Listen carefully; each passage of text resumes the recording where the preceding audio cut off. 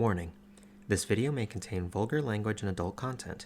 If you are easily offended or are susceptible to events pertaining to death, gore, family troubles, or other potential threats, then know that viewer discretion is advised.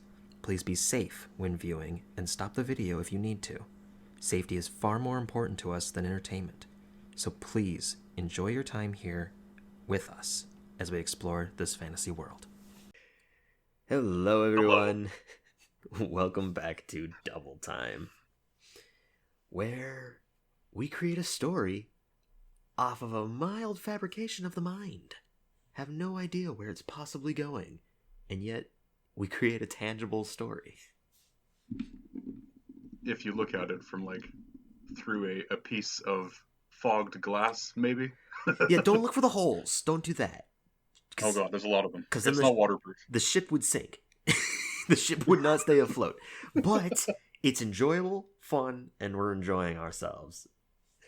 So where we last left off was the climactic finish of this arc, it seems, as we had gone exploring the city of Neverwinter to try to find the red wizard there, trying to prevent the sundering from occurring or even the catastrophic cataclysm of the city toppling on top of Waterdeep. We traveled for a number of hours and found him through magical means and had to go into a singular encased room, as it seemed to have been inside of the entirety of the city itself, off onto underneath the castle. Going there was a fight that ensued. A lot of plans were made. Some were executed pretty nice, though ultimately they were soon to be defeated by the most powerful arcane magic known to man, before a mysterious pair emerged, breaking the spell's enchantment. Jester and Anna, seemingly out of brilliant light, seemed to emerge in this room. Chalet, Barst, and the tiefling man from the Hells were all whisked away through a wish spell. With no knowledge of where they are, the three now, Anna, the other Anna, and now Jester, they fled the entirety of this city as it seemed to be starting to fall, or soon would be. Going back to Waterdeep, the city was mostly barren, apart from a few who refused to leave, and the demons that were from the Nine Hells that were brought by Zariel. Given a proposal to save the city of Waterdeep by transporting Neverwinter into the Nine Hells before it collapsed, the cost was every citizen's soul from the city of Waterdeep and Neverwinter. Refusing this proposal and fleeing the city as a toppling, crashing, enormous amount of force collided with the ground, they flew off south towards wherever they may go, and landing, letting the pair out of the portable hole. That's where we last left off. Or actually, no, we didn't even let them out of the portable hole. We're still flying currently. Yep. And that's where we last left off. Before we started up, if you're ever interested in checking out other content creators of the tabletop RPG community, check out RPGLeague at their website, because it showcases content creators, it showcases product creators, as well as businesses, ideas, and reviews on other tabletop RPGs. So you should definitely check them out at their website at www.rpgleague.com, or keep up to date with them on their Facebook, Instagram, or Twitter, because they keep all their updates going on. And now, we go back to the very beginning of us in control. So, Jester. Why, hello. You come back into consciousness, as you had been locked out of the mental room of your embodiment, as a powerful magic had seemed to lock the door when you were going out to get the newspaper. Newspaper I really itself, need to get a spare key. Indeed, the newspaper itself was unfortunately also outdated, so you didn't necessarily want it after you looked at it. Shit. So it was all in all just a terrible experience. But you come into consciousness of the body now. You are flying through the air currently. Your body is incredibly weakened. You can feel the magical energy that's kind of coursing onto you. Coursing from you is so dwindled and minuscule in amount that you're nearly blown back as you're flying by this immediate just recollection of how weak you currently are. You were witness to everything as you were outside of the window. You just couldn't see you couldn't give any feedback. So you knew of everything that happened. You knew of the crash, though not knowing the result. You know of the Anna and Jester that are waiting inside of the portable hole with you. And you've traveled for about a mile at this point, away from the city. Well, I suppose I'll land. We don't really have a goal in mind, so flying seems kind of pointless. No, you don't necessarily know of what city comes south of Waterdeep. So currently you look like you're just heading towards mountains. You're not in the mountains, You're still on a forest way, similar to how you traveled from Neverwinter to Waterdeep before. You're near an ocean side, though you are more or less traveling towards in the direction of mountains. Alright, I'll just land and then look around, I guess. Okay, make a perception check. Come on, big numbers. Here we go. First roll of the night. Not good, not good. That's an 8. 8? Yeah, no, you are not spotting anything. When you land, your initial impression is dreary from everything that had occurred, but it's enough to definitely notice that there are people. They seem to be sitting off in the tree line. Some of them are children, though you don't recognize anyone. You don't see anything in particular. You just notice that there's people. Are they? How do I? Yes. Are they fleeing from Waterdeep? Do they look like Waterdavians?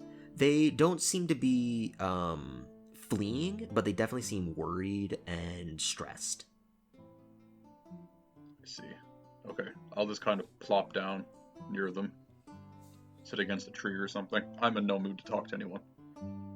So flying down, kind of letting go of your wings and just plopping down on the ground. A lot of the people try to stay away from you. They seem to hide behind trees. A lot of them have children with them, and the children themselves are crying. It's definitely not an uplifting atmosphere. Great. I'm not in peak condition to even consider being uplifting, so I will just not do anything for them. I take the belt, or the bag, off the belt, and let them out. Okay, so you take the bag, you plop your hand inside, trying to let them out. You realize they're in the portable hole. Oh shit, yes. I take up the hole. You unfurl the hole easily enough. They both just kind of plop out. A Jester, of all people, rolls onto his back and tries to stand in a backward somersault fashion, while Jester, or Anna, just kind of stands out. At this point, several of the people at this point are just avoiding you at all costs, and a lot of them are just going deeper into the forest at this point. I see. So, is the other Jester better than me? Huh? Let's find out. Let's roll an acrobatics check. Or are you talking? Or is this in character? In character. In character. You see him flawlessly do this, though, as he rolls onto his back, just stands upright, goes into a sitting chair position with no chair, and wow. The Anna that kind of crawls out. We actually don't talk too much. so I don't know what you're in reference to. Oh, come on, we're both so likable, though. Now there's two of us. Well, she kind of, like, looks around, tries to, like, think about something. You can see something's on her mind. I mean, you are, but you aren't. It's a convoluted story, but you two are different. Well, we had a convoluted journey to get here, so I'm assuming it can't be any more twisted than this. Well, from what I saw, I can agree. It's definitely been a trial. Though I do not know of everything. I know that everything that's occurred here has not been well. That's putting it mildly. Things have been real bad.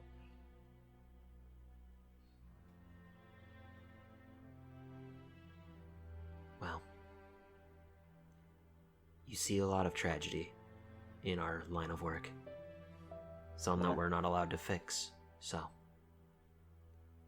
Well, you're even more callous than the Anna I know. Anna, huh? I see. Well, what would you like to know first? I feel right like at the you might moment, have some questions.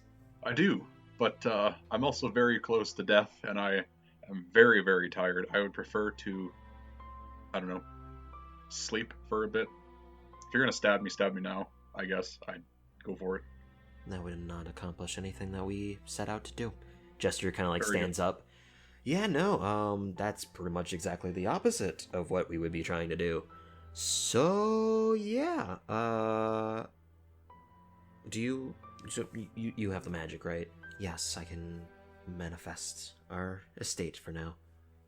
And, with, like, her hand kind of opening, she looks around, grabs the bag of holding from your side, the other one that you're holding. Hey. This is ours. Well, mine Fine. in particular. She pulls out a spell book, a spell tome, flips through a number of the pages, places her hand onto it, and her eye flashes as the pages start to flip several times. And standing directly in front of you is a manifestation of a light birch wood door in space itself. There's no actual presence of it. I see. There's no substance beyond the door. Hold up my hands, doing like the picture frame thing where you touch your fingers to your thumbs, and I look through it. I'm like, you're going for the whole minimalist look here, and I quite enjoy it.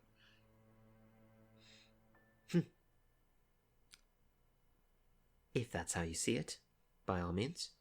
It's, different. I'm assuming you've never experienced something like this, so please be the first to enter. All right. I get up, start kind of hobbling towards the door. Internally, I'm like, Anna, are they serious? This door is their house? I don't know. Considering she repelled his magic, I would hope that she has her own. Fair point. I casually open the door slowly, and waiting to get blown up. As you open the door, you quickly have that recollection of, oh shit, there was those runes on those doors that kept blowing Anna back. Oh god. That immediate fear kind of hits and washes over you. But when you open the door and you just creak it ever so slightly open, the other jester just kind of like pushes you forwards and the door swings wildly open. And directly in front of you is an expansive, luxurious room. It has elegant furniture. It has a nearly perfect, no blemished glass fountain that's spewing water in 4 different directions in the center of the room, and has coiling stairs that go upwards into the second floor. It looks almost like a grand hall inside this room, and immediately there's this wash of spectral energy as you see tens of what look to be specters in rather fancy garb and butler's clothing. The only reason that you can even equate it as much as the one barman from the Yawning Portal that you were a part of, the one that had given you the Ring of Fire Resistance. Mm-hmm. He's wearing, there's some wearing similar clothing to that, and then there's some that are wearing more frilly feminine clothing, and then there are women wearing the manly clothing and feminine clothing. There's a mix match of them. There seems to be full opportunistic choices here. And in that moment, Jester just kind of like leans back. Haven't seen this in a while. Are you coming in or not? And the door closes behind the other Anna as she enters. This is my estate, so of course I would be entering it. This is quite the magnificent mansion. TM. T trademarked. It is. This will be a safe place to stay. Can anybody just walk up to the door and, let themselves in? No. The door will be there, but nobody's allowed in unless I let them. I see, so it's locked from the inside. Clever. There's no key. I didn't see a keyhole or anything. It's locked by the mind. If you don't think about it, don't worry about it. Don't hurt yourself. I know exactly what you're talking about to like an uncanny degree, and I don't like thinking about it at all. Well, there are some caretakers here for you. They will abide by most of your rules or decisions, as well as requests. So ask for any kind of food, and if it's within their power, they will receive it for you. Awesome. Real question, though. And I get really close to her, like too close to her. Okay. Can they dance? She gives like a tilted head. I knew you were an odd one, but you definitely do bring up the oddest situations. I have never asked them to, but I'm sure maybe they wanted to, they could. Or if you asked them to, they could. What do they want? They want to cater to us. It's something they desire. Are they people? No, they're fabrications by this mansion itself. Think of them as more robotic entities than anything else. They don't have a soul. I don't know what those are. They don't carry a soul. I see. Well, okay. I'll walk up to a random group of them. Okay, yeah. How would you all feel? Would you be inclined to be my backup dancers? In unison, three of them talk. If that is what you wish, then by all means, take the lead. Wow, okay. I'll start doing an elaborate breakdance right there. Make a performance check. I'm good at these. That is 30.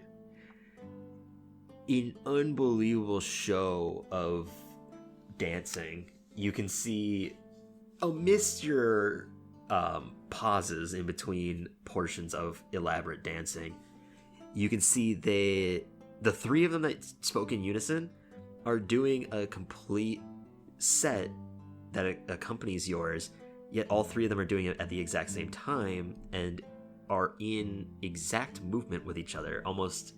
There's no gestures that are out of place. Even their differences in size don't seem to matter.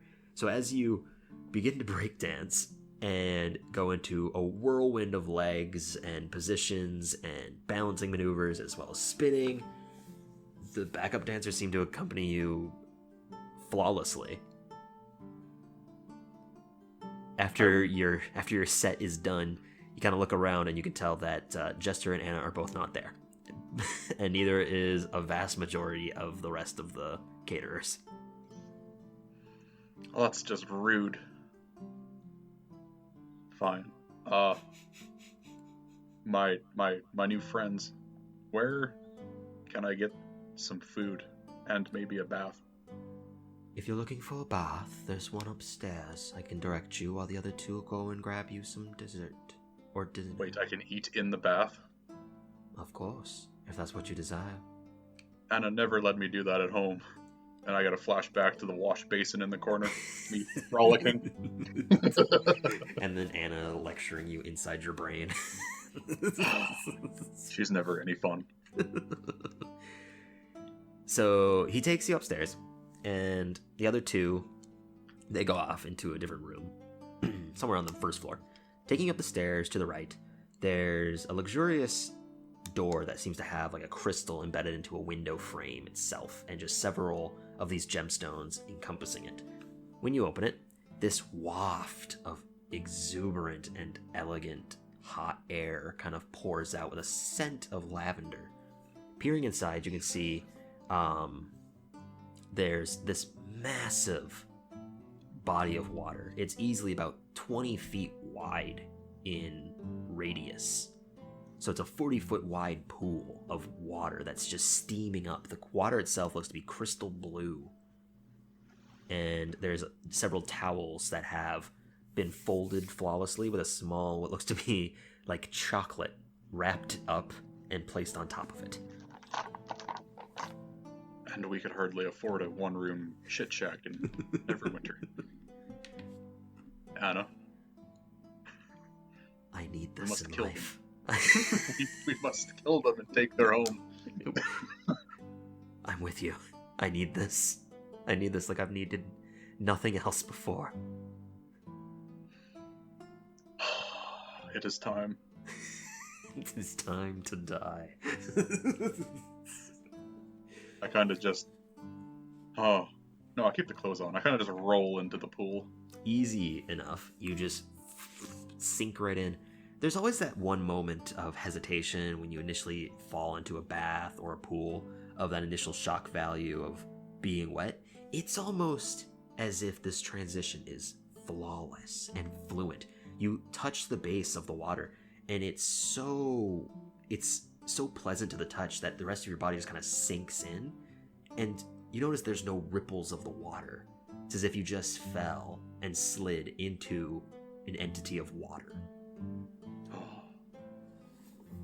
The moment you do, you can feel the skin just start to look nice and cool, refreshing off, as well as you can definitely feel some goose pimples starting to form on your arms and legs, because it's been quite a long time since you've enjoyed a nice hot bath.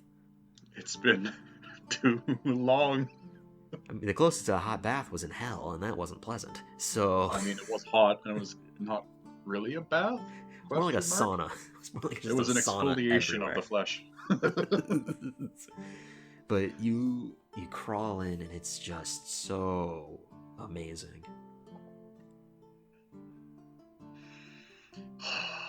I never want to move from the spot. It's time we quit adventuring and just live here in this pool, eating grapes and other fruit forever.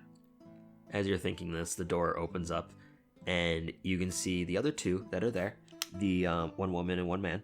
They set down several plates of food. One of them seems to have a palette of different kinds of exotic meats, as well as grains that have been incorporated amongst the dish. When you look over, there does seem to be a bowl of fresh fruits and vegetables. There's a number of them that are of perfect size. It's almost as if you're looking at a fake article of food.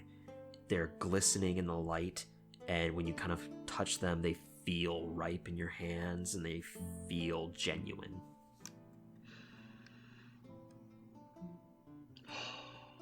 Anna, why can't you do this? I will be doing as much research as physically possible, because god damn it, I deserve this. I pick up a single glistening red apple. The bead of dew on the leaf, just perfect. I would die for this apple. I would never eat any more of your slop ever again, Anna.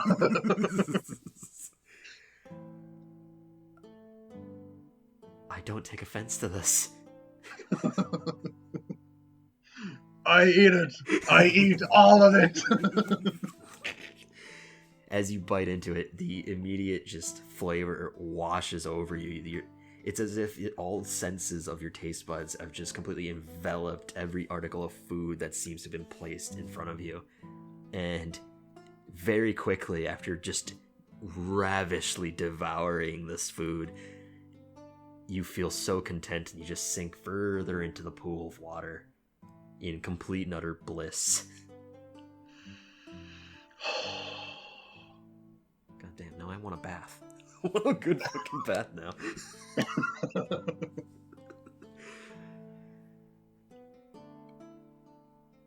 Do you do anything else, or do you just soak? I request a band. Of what instruments, Do I know any instruments? Can I roll for instrument knowledge? Make a performance check. I'll say this is performance.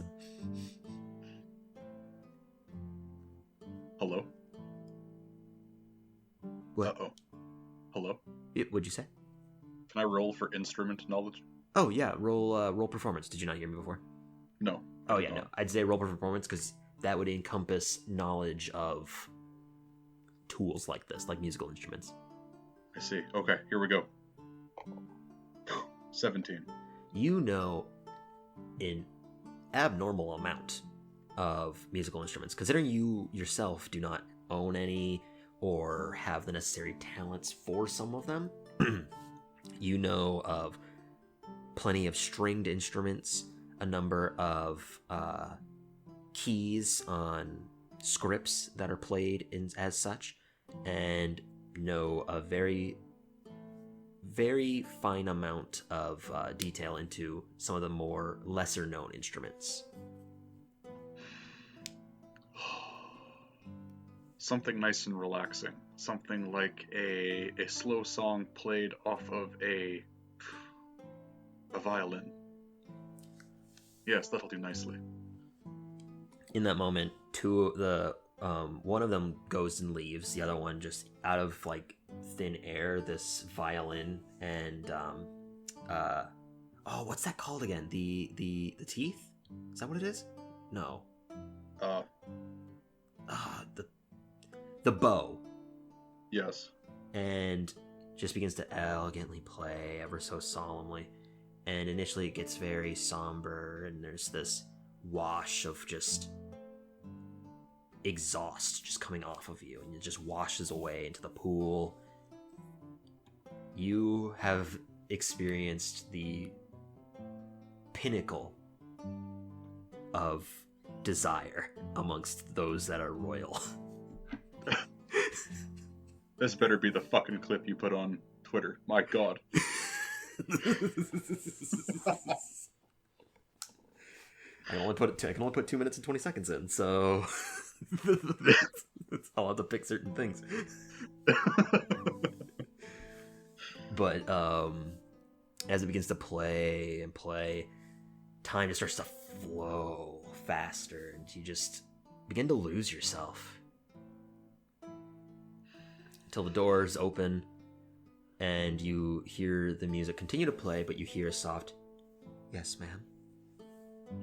I understand. I'll inform you." I'm dressed. Don't come in. I'm dressed. Don't come in. The violin begins to play softly as it approaches behind you, getting closer and closer, but you can tell that as she's playing, the instrument itself actually gets quieter and quieter, as if she's intentionally lessening the volume, so that way her getting closer and the volume of it not changing just kind of keeps it in the same level of audio amongst this room. "Sir, the owner of the estate wishes to speak to you."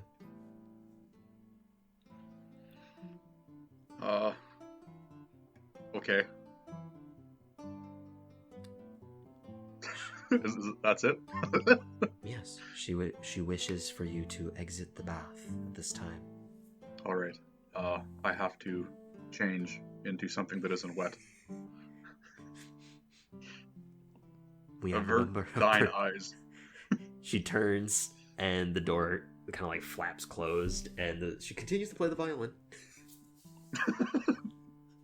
But she's not Perfect. looking. Damn it.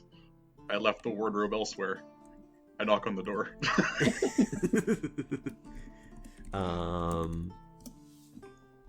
So you knock on the door. It kind of like opens a crack. Yes, I do wish to speak to you. Can we talk face to face? Absolutely, I am dressed. Don't come in. Okay, maybe come out of the bath so that way they can remedy it. Wait, is this Anna? This does seem to be Anna. Uh-oh.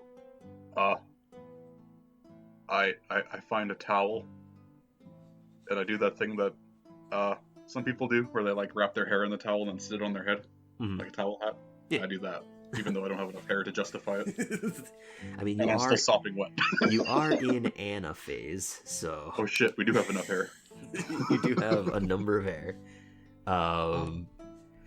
So yeah, you wrap it up into a huge bundle, though not necessarily knowing how to. You're more or less just messing up Anna's hair and just bundling it into the towel, not necessarily caring because in your view, it doesn't matter.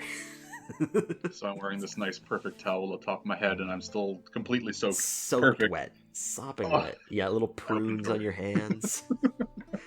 So you open the door with my prudy hands. You open the door, and the Anna is standing there. She looks at you. Didn't take too long to get accustomed to this room, did you? I haven't had a bath in... I cast my mind back. Forever. Literally forever. I don't remember ever having a bath. It's been about 4 or 5 months, I think.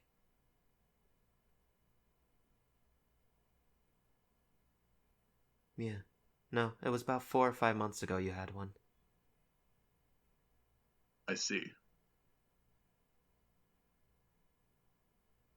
Anyways, I wanted to speak to you, because as much as these pleasantries are, we do need to get on the same mindset and understanding of where we are.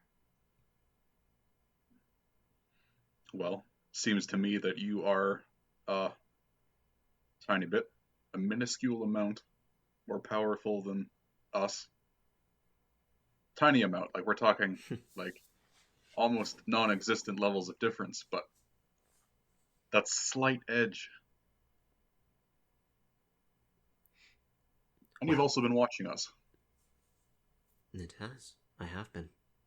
I've been for quite a long time. That's where we need to sit down and talk. Jester is waiting. Or, as you know him, as Jester. So, let's go. You don't care if I track water throughout your home? As you kind of like keep taking steps, you can notice that one of the 3 that you have essentially grown with at this point inside this place is behind you, quickly just like cleaning the ground with every drip of water. And behind you, it's flawless. This is slavery. Fine. So she takes you down the steps, down towards the main hall area. And you can see Jester is there, looking down into the water of the fountain, just kind of splashing it left and right. Oh, there he is. Or her, you, both of you. Us, please. Sure. Did you tell him anything? Tell them anything? No, I figured it would be best since we both occupy a similar job. Fair enough. So, based off of what you've called me, And my friend there, your names are Jester and Anna. Yes. Now, was this the part where you drowned me in the fountain? No, I don't think that would work out. I prefer a blade anyways, and he kind of like spins several daggers in between his fingers. But, Wow. No. I am not you. Well, that's not necessarily right. I'm not who you think I am, I guess? Or you're not who you think you are? This is really convoluted. Alright. Since he's having difficulties explaining, I will just get right down to the meat of things. How much do you know about the plane where the Tree of Life dwells? Isgard.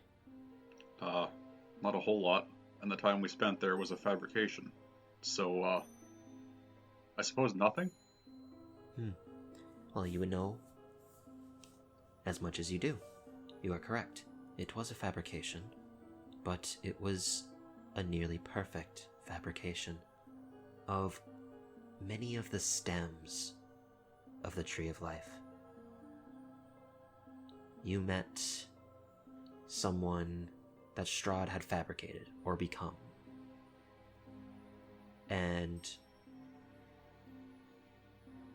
me and my partner here believe that is because he's seen into Isgard. We don't know why, how, but he has. And while he was alive, with his creature that he created, the one that you are currently embodying, he put on the likeness of me and my partner onto you. For what purpose? Perhaps there's an underlying goal, but based off what you've said to others around you, it seems that Strahd von Zarovich is not a part of this plane anymore. Well, he might not actually be here, but, still have a knack for finding a lot of the shit he leaves behind. Rightfully so. He's been a paranoid being. So, if this isn't sinking in, you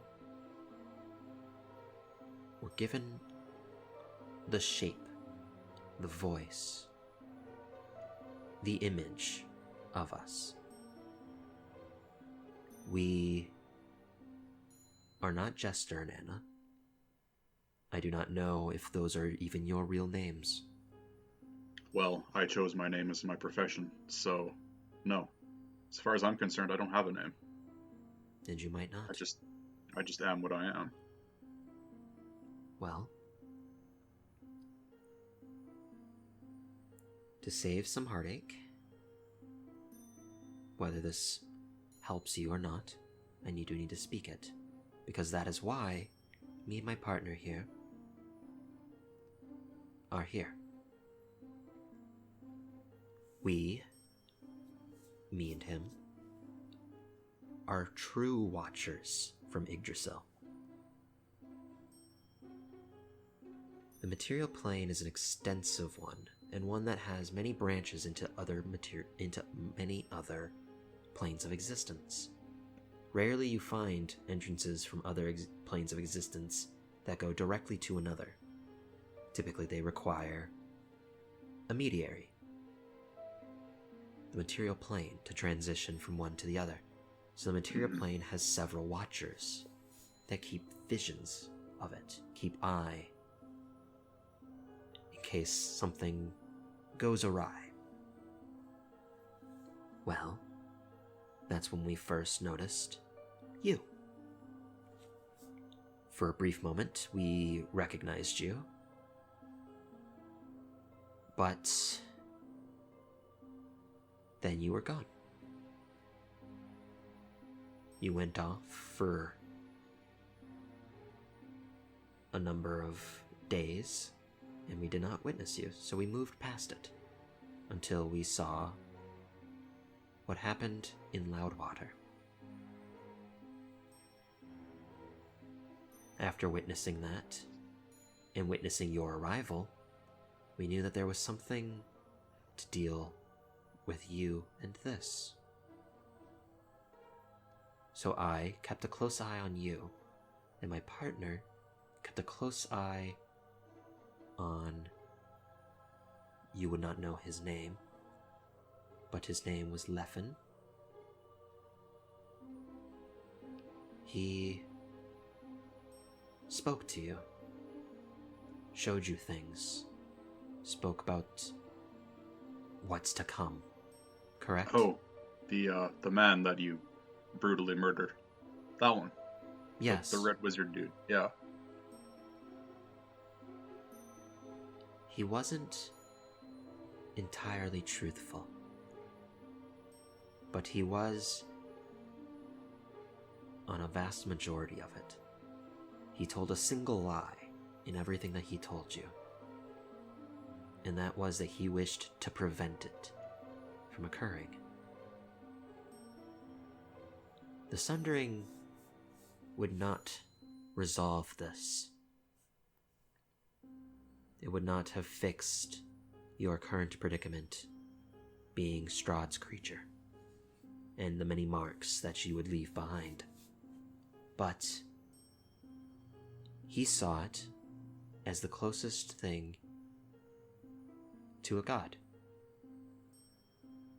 Strahd wished to become one, and he did. And somehow Leffen knew. Leffen been watching you as well. I don't know for what purpose. I don't know exactly why he wanted to. Clearly he had the magical capabilities to. But at the time, there was nothing that me or my partner could do to intervene. Until he started to go beyond a level of boundary. The moment he began to encompass souls, the energies from them, put risk on the entire plane itself, trying to elevate his own standing to that of godhood. That is when we were truly allowed. Allowed? So who do you serve?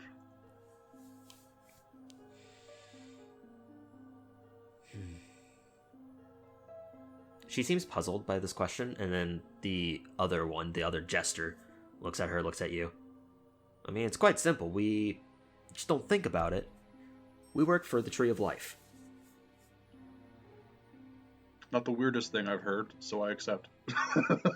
See? Simple as that. Basically, we work diligently and dutifully to make sure that nothing goes dramatically wrong. Leffen, as I had kept an eye on him, had spoken about several things involving Mistra and involving the Sundering and involving magic. So when I saw him tell you all these things, that's when I knew he was lying, at least about protecting the plane. He wanted to encompass the energy of Mistra. You know who Mistra is, right? One of the gods, something about magic. That's close I've enough. talked about her before, I don't really pay attention. You got the gist. So, once he tried to essentially overthrow a god, that's when it became so detrimental to so many other planes, as well as the material, as well as Yggdrasil itself, we were allowed by the Tree of Life to intervene. Being 2 of the 5 watchers for the material plane, we encompassed this continent. And bits and pieces of the land here and there, but to go into less specific, we watch over this area. We watch over you. We watch over everything that happens, and we couldn't let this exact thing occur. Before, there have been cities that have been destroyed. There have been cities and many lives lost, and as tragic as it is, things happen. We can't always intervene, because then nothing gets done. Because then there will always be someone that tries. So, until there became a point that we couldn't help but not intervene,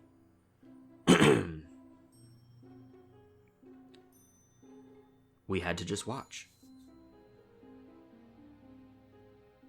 We had to watch everything happen. And that's why my partner spoke about the tragedies, because I'm pretty sure, based off of everything that you've gone through, being who you are and how you were made, we've seen wars. We've seen the ends of the world. We've seen moments where even us can't help fix something. So, this was one of those few moments that we were allowed to. And we were going to take it up.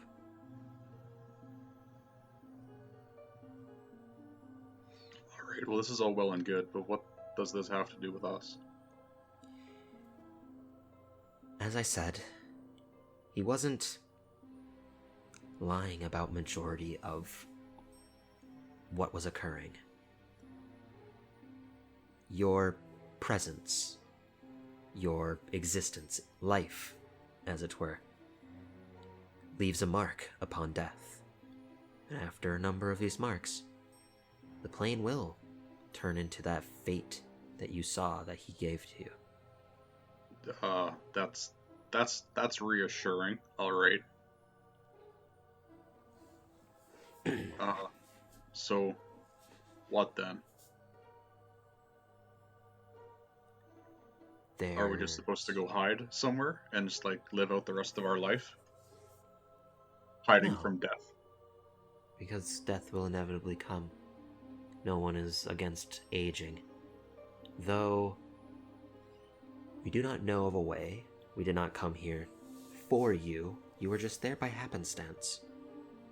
However, you were deeply involved with this, so that's why we stayed and wanted to explain the current situation with you. As time goes, and more marks are made, that fate will occur. If it comes to pass, then all life will be lost, as you saw. We do not know of a way to fix that, and as a result, obviously, you cannot willingly die. Well, we would hope that you don't.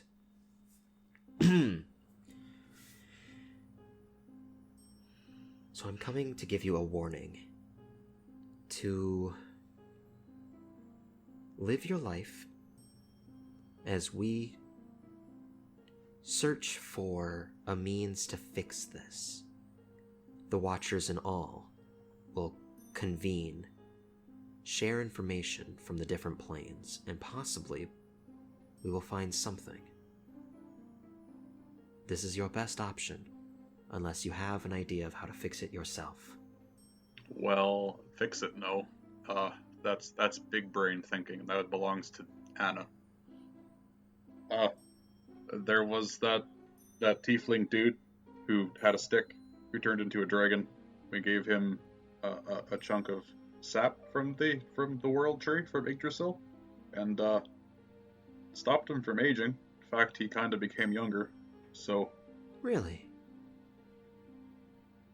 So, from a fabrication, he became younger. That's important information. I was not known of that. I only know of what you spoke of on this plane. Being watchers of this, we do not get to witness anything that goes on in the other planes. So when you traveled to the Nine Hells, went to the Shadowfell, our vision of you was blocked. I see. So we've never seen the fabrication. Well, the Shadowfell's a terrible place. I do not recommend going there, like, ever. Well, we're forbidden to. Only the Watcher of there can go. Ugh. Here we go again, roundabout. So from this fabricated substance, if it was indeed the Tree of Life, that does make sense on the reversing the age property. Because That is how me and my partner exist. We've fed off of the Tree of Life before, given nourishment by herself. I don't like thinking about it, but okay.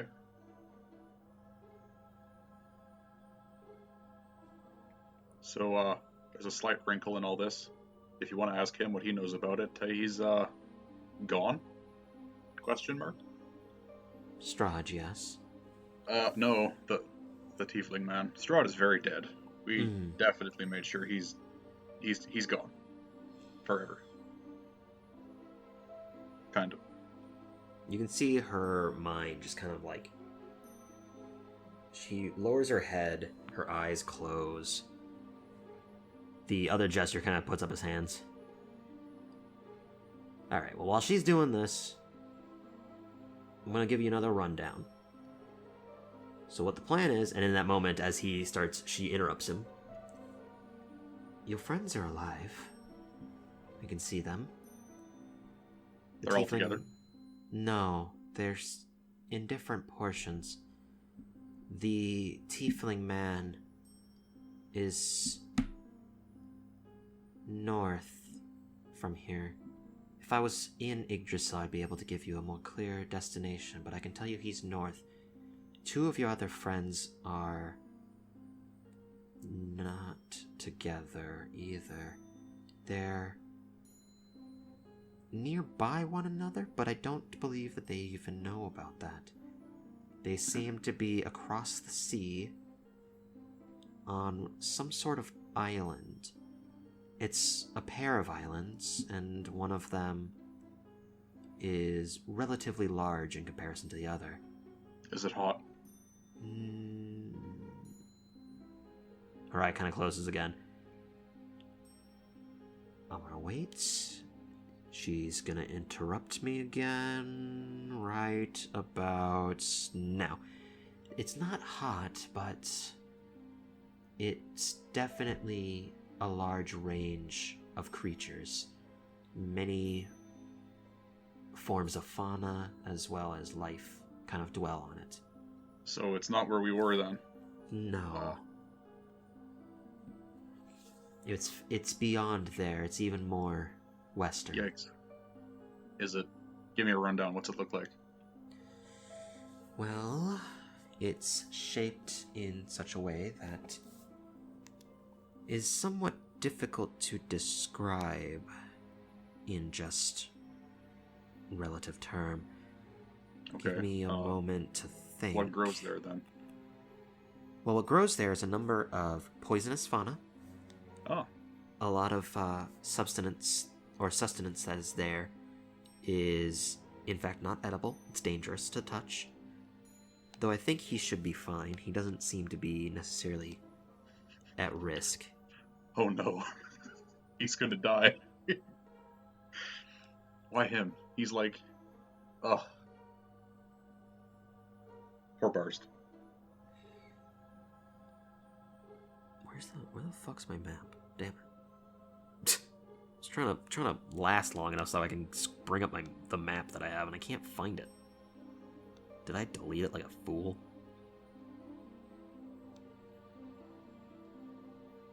I legitimately can't find this damn thing. Nope, there it is. Found it.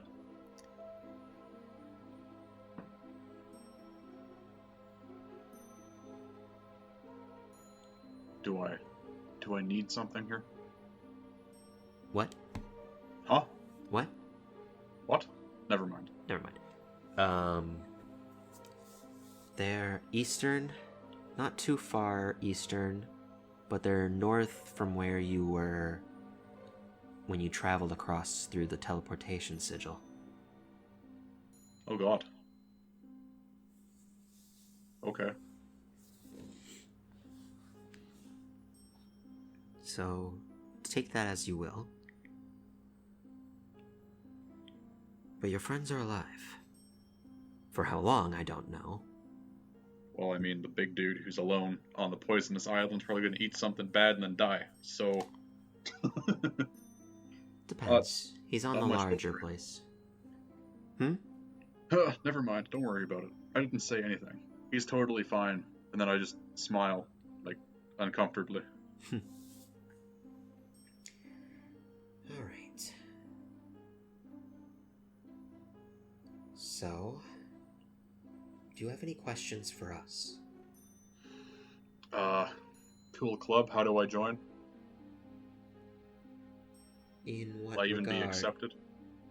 As a watcher? Hell yeah. Well, you need to be a being of provident light, for one. That's definitely not gonna happen. The Tree of Life does not pick just on a whim. There's many trials, many different challenges that come from this.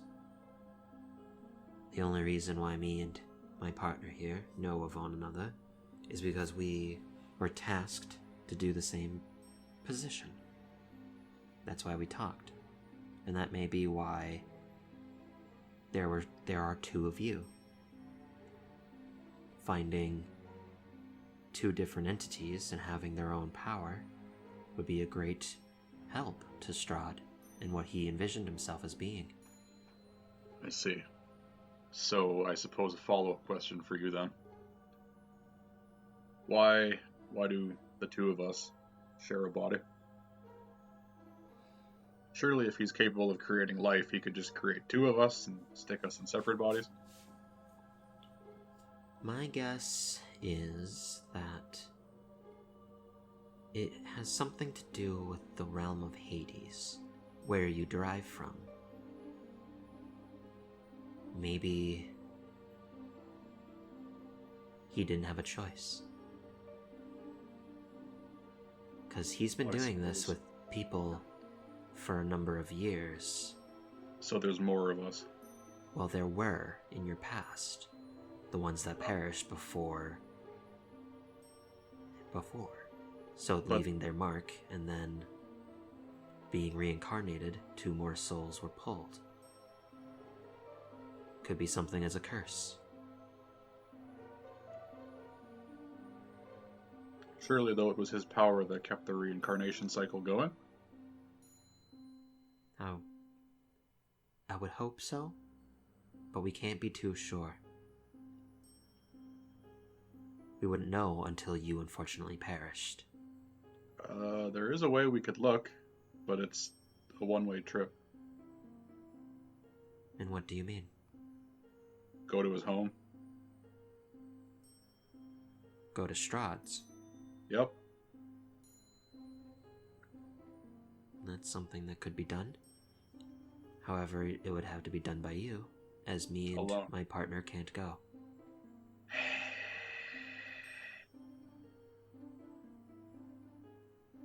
Fine. I won't go, because I'll get eaten by a vampire, probably. Or a werewolf, or whatever else lives out there.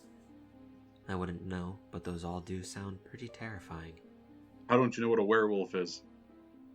I'm not saying that I don't know what one is, but I'm saying that I wouldn't know what lives there. Because I can't go there.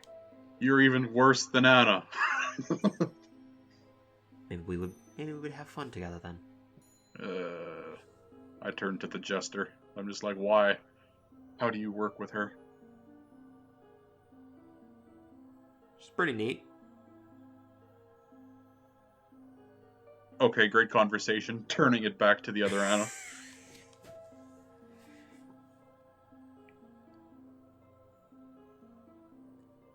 I don't envy you. I don't As really clearly have this any was not your choice.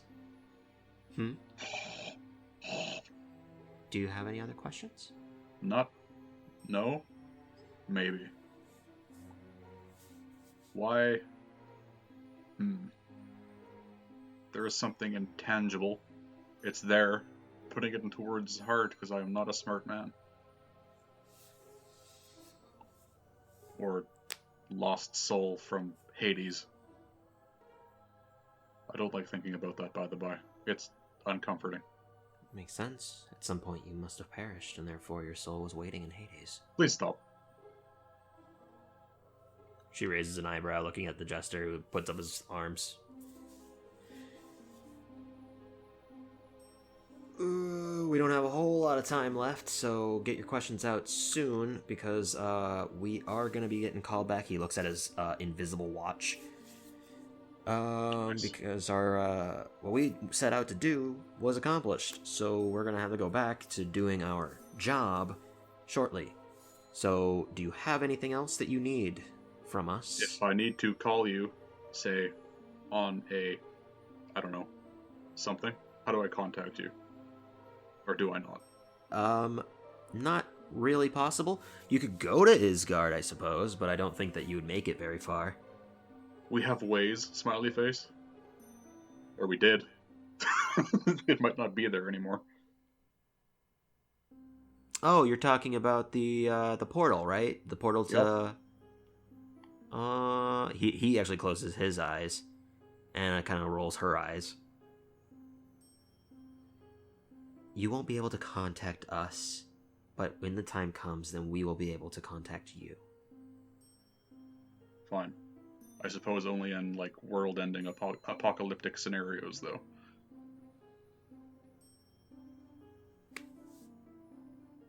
Yeah, I suppose. Great. Okay, in that case, I'm gonna go throw myself off a cliff and doom the mortal plane. Peace!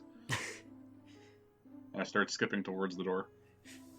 As you're skipping, the other jester kind of, like, opens his eyes. Yeah. So... Yeah, the portals are definitely gone. But, this isn't the first time that they've had to move. They transfer to another well. Somewhere.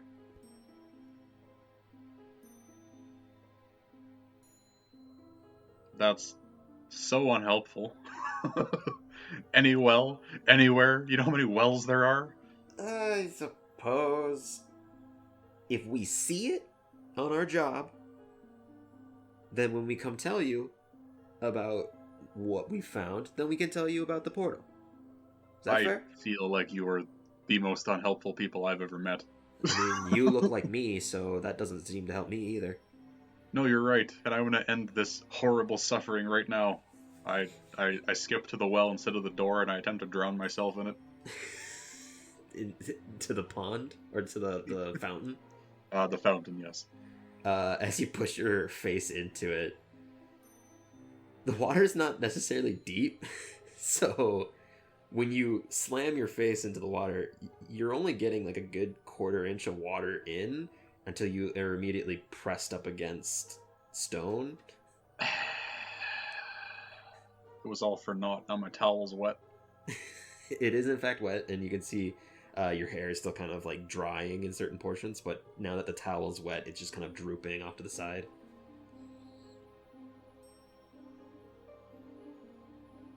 I submit. Fine. So, you'll contact me when the world's about to end, again, maybe, and tell me where the well is, so I can maybe come find you, and maybe we can have a good conversation that isn't on a time limit. I see. Well, in that case, I throw the towel on the floor and I leave. I don't even say goodbye. We'll stay in touch as much as we can. It's different being a being that we are. You can be upset, you can be angry, but this is the facts, and these are our rules. We can't abide by them, then we don't become who we are. Just live your life as you were. So you're leaving? Yep. Alright. Opening the door.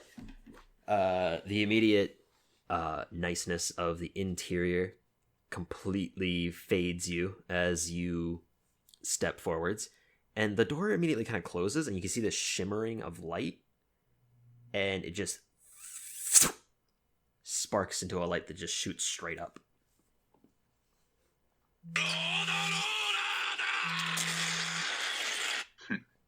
Do you want to retain concentration? Nope. Wow. All right, then. What am I gonna do? Talk to the survivors? Please, I got better things to do with my time. Great. So the city's dead because you're gonna fucking kill all of them. No, I'm in a decent mood today. Some people get to survive. I'm in a decent mood today. Oh, boy. So, Anna. Yes. As you swap control of the body with Jester, you feel his emotional state. And he is upset, frustrated, also angry.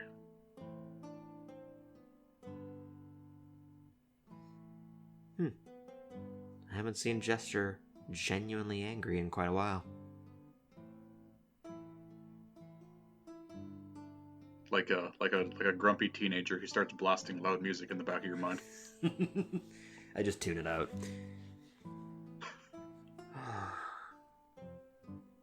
Why couldn't I have gotten a bath? I wanted one so bad.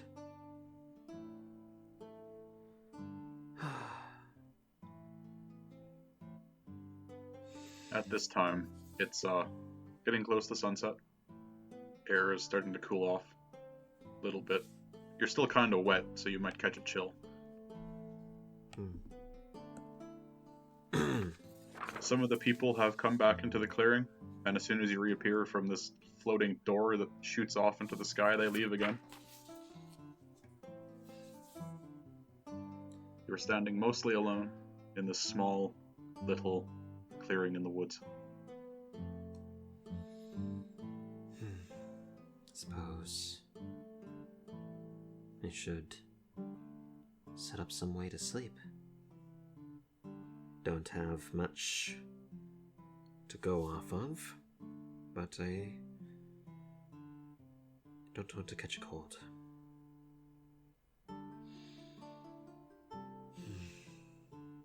Yeah, I'm just gonna set up camp. Okay, so you set up a little fire, nice little toasty fire, bedroll and all that stuff right beside it. It's comfy, dependable, not super nice. That bath though, perfect. This is not that. I didn't even get to experience the bath.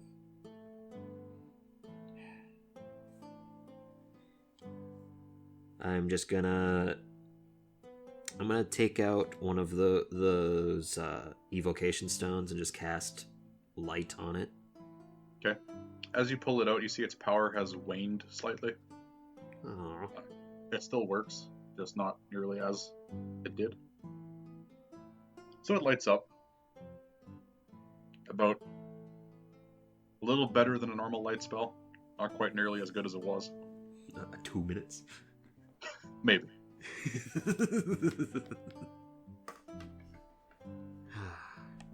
Well, I'm just gonna try to sleep. Okay. Yeah.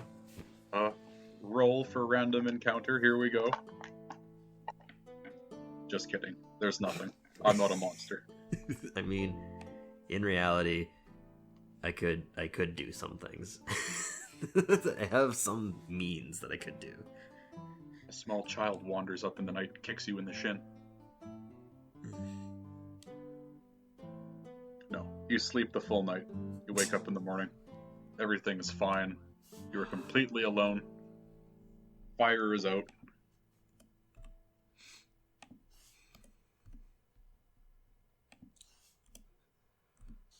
Okay. I'm just gonna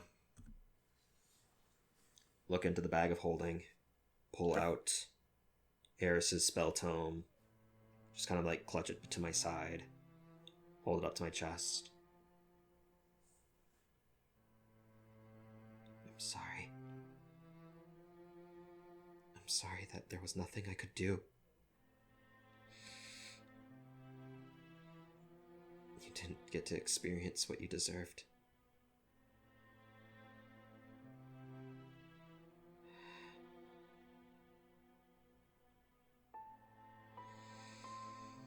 I'm gonna fly back to Waterdeep.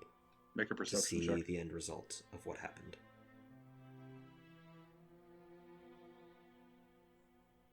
Whoa. Hello. Hello. Did you hear any of that? A bit of a monologue. That was about it. Oh, okay. I said I'm going to fly back to Waterdeep and Okay. Witness the result, I suppose. Okay. So you make your way back. Make a perception check. Perception check. 16. 16. As you fly towards the city, you can see where Neverwinter fell. It is very obvious. There's like this large raised section that is made in an entirely different architectural style, and it is completely destroyed. Everything on it is completely fucked. What's left of Waterdeep has also been completely reduced to rubble by the earthquake and such. You see some people scavenging through the wreckage. Lots of bodies of dead demons. Cool. But yeah, it is a complete disaster. What happened to that floating crystal? It is gone. Gone? Gone. You don't see it amongst the rubble, but it could be underneath the city, underneath Neverwinter. You don't know.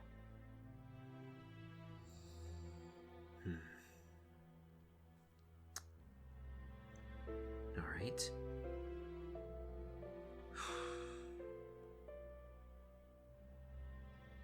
And everything, like all buildings are reduced to rubble. Everything.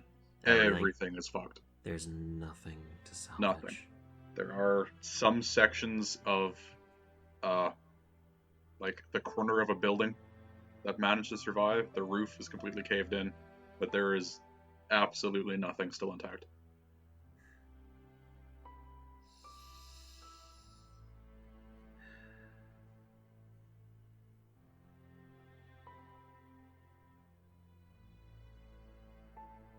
I don't know where to go from here.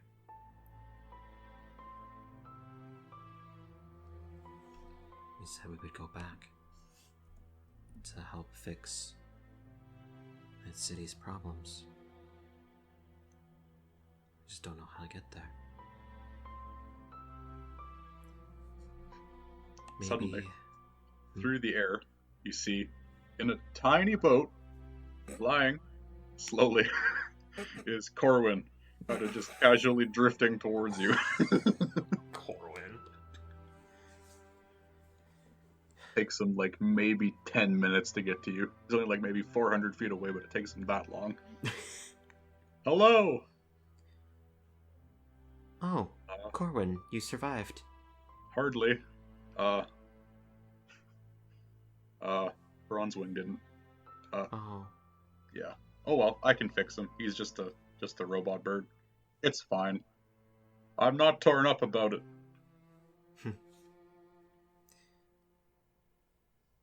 I'm gonna fly up to him, I suppose. Hate to be the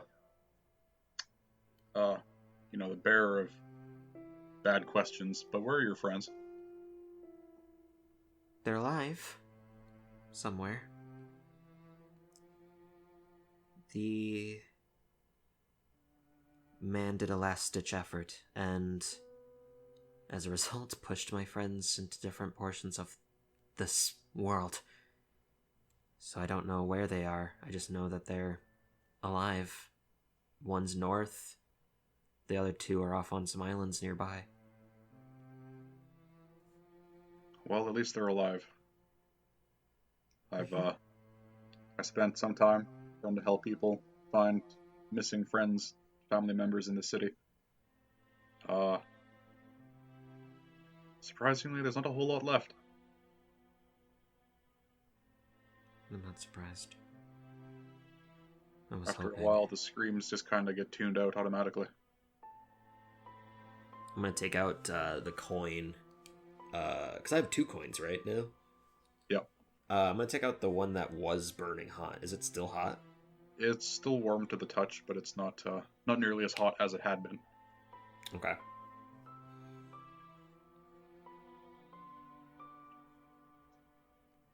Discord, please. Hmm? Don't worry about it. Technical issues. Oh, Discord. Yes.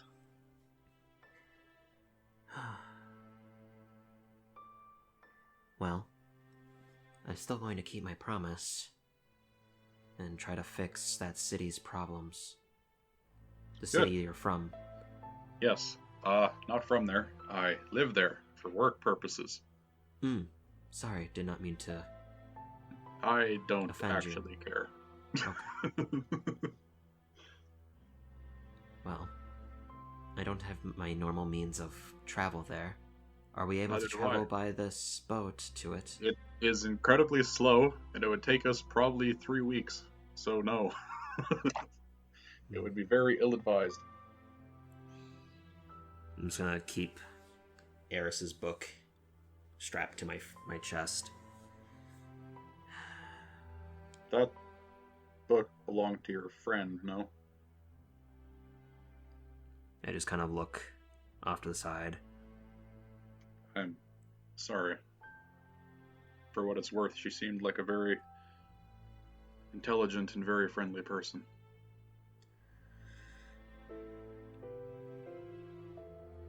She was. And this is what I have to remember her by. For however long it lasts. I don't...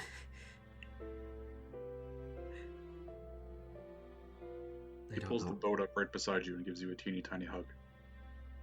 I give him a full person hug. It's like picking up a child.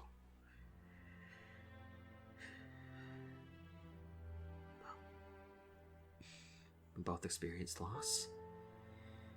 Should we travel south to try to find a way to go back?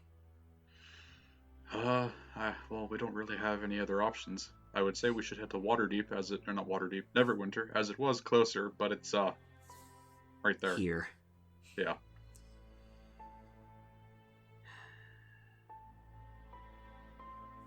Do we have a map? I don't think we have a map, do we?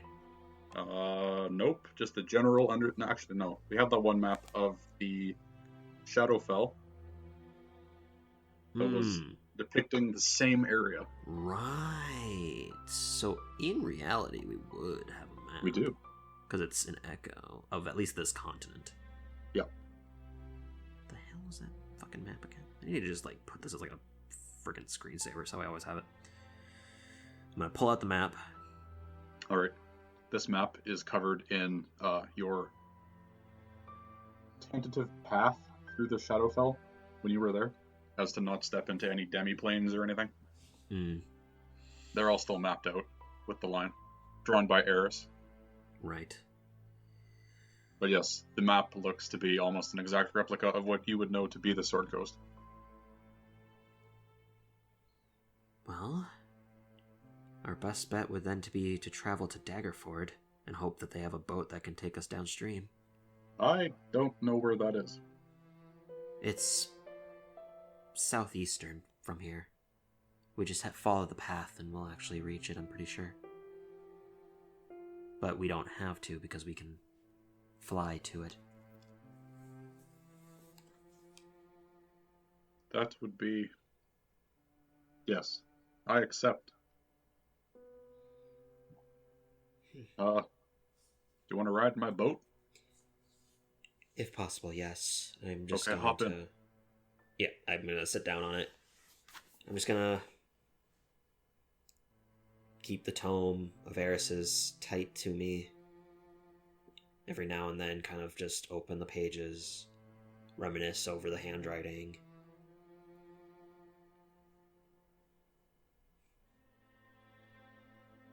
Alright.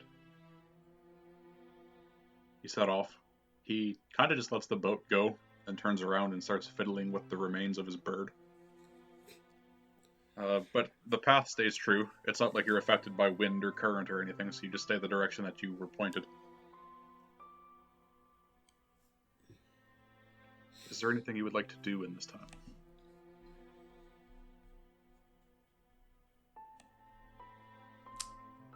Just pray to Bashaba. Just mourn the loss of my friend.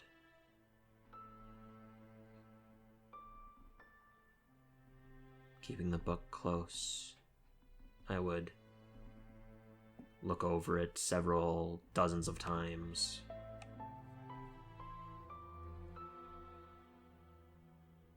And let the hours pass by. I would keep the red hot coin, well, not the blaring hot coin, but the warm coin in my palm as I just kind of press it to my hand while I'm reading the book. You travel for a few days.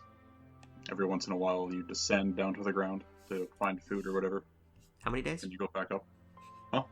Would it be enough for my divine intervention to recharge? It had 3 days sure. left, so Why not? Definitely. okay.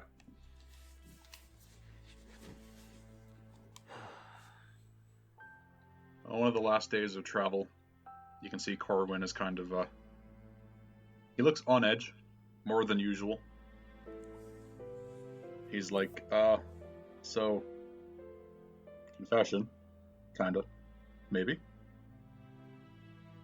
I like to draw in my free time, and I obviously didn't have any paper here, or pencils or anything. So I took this, and you see he reaches into his coat with his metal hand, and he pulls out this thin, like copper sheet, like a very thin pressed copper sheet, and he hands it to you. Thank you. What is this? Just wave your hand on the surface. I'm gonna wave my hand over it. As you do, you see a picture of Eris smiling, standing next to a window in the Capitol building in the other city where the crystal was from. I asked her if she wanted to pose for a picture, and she accepted. So I took a picture with intent to draw her later, but I think you should have this.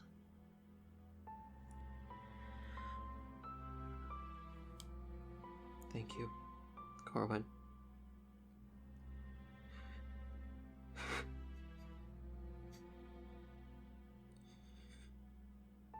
I'm sorry, Eris. You fought in a war that you didn't deserve. You were already trapped, stuck away, hidden from the world because of Strahd. We get you out, and you immediately go back into a war that you didn't deserve to be in the first place. Everything that you've done, it's not fair. Of everyone else, it's not fair to you.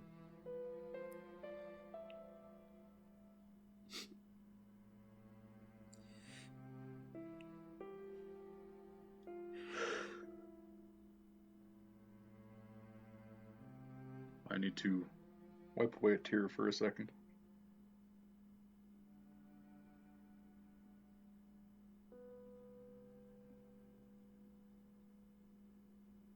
Places his actual hand on your knee. I'm sorry I couldn't do more, but I couldn't be there when you needed me.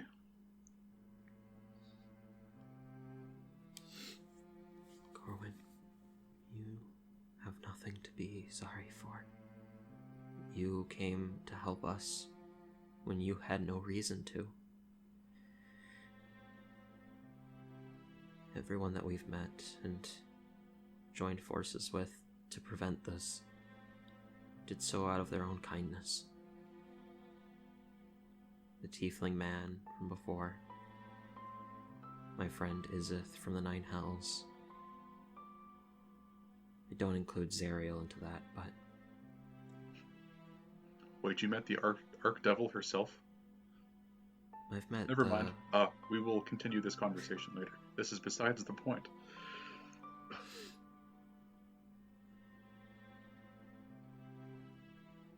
So thank you for everything that you've done. If not... You're welcome. If you had not been there, then I doubt we would have I've succeeded had like very we few friends did. in my life.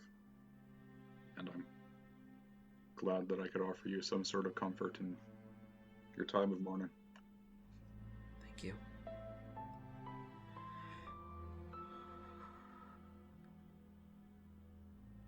I'm gonna keep the picture of Eris. I'm gonna keep it close. Keep it on person, not putting it in the bag of holding. Okay.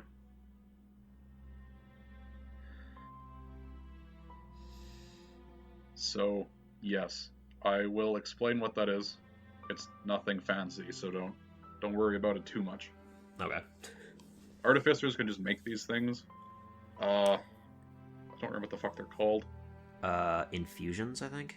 Magical tinkering objects? Yeah, I think that's what it is. Okay, yeah, so he can make a set number of these equal to his intelligence modifier, and yeah, that's what this is. As long as he is alive, this will exist. Or until he makes too many, and it goes down the order. Yeah, this is like 4th on the list though, so you're fine. Yeah. So yes, you make your way up the river to Daggerford. It is a semi-large fishing community. They seem to do a lot of naval trade here. River is quite large, so they can get fairly decently sized ships up here. No walls in the town. Stone buildings. Nice fields out around it. Corwin brings the boat in and kind of just lowers it outside the edge of the town. Has he gotten Bronzewing to... Is it Bronzewing or Greywing? I thought it was Greywing. Yeah. It was Greywing. I forgot the name and I went with what I thought. Did he get Greywing fixed, or? Yep. Did it in like the first 30 minutes of flight.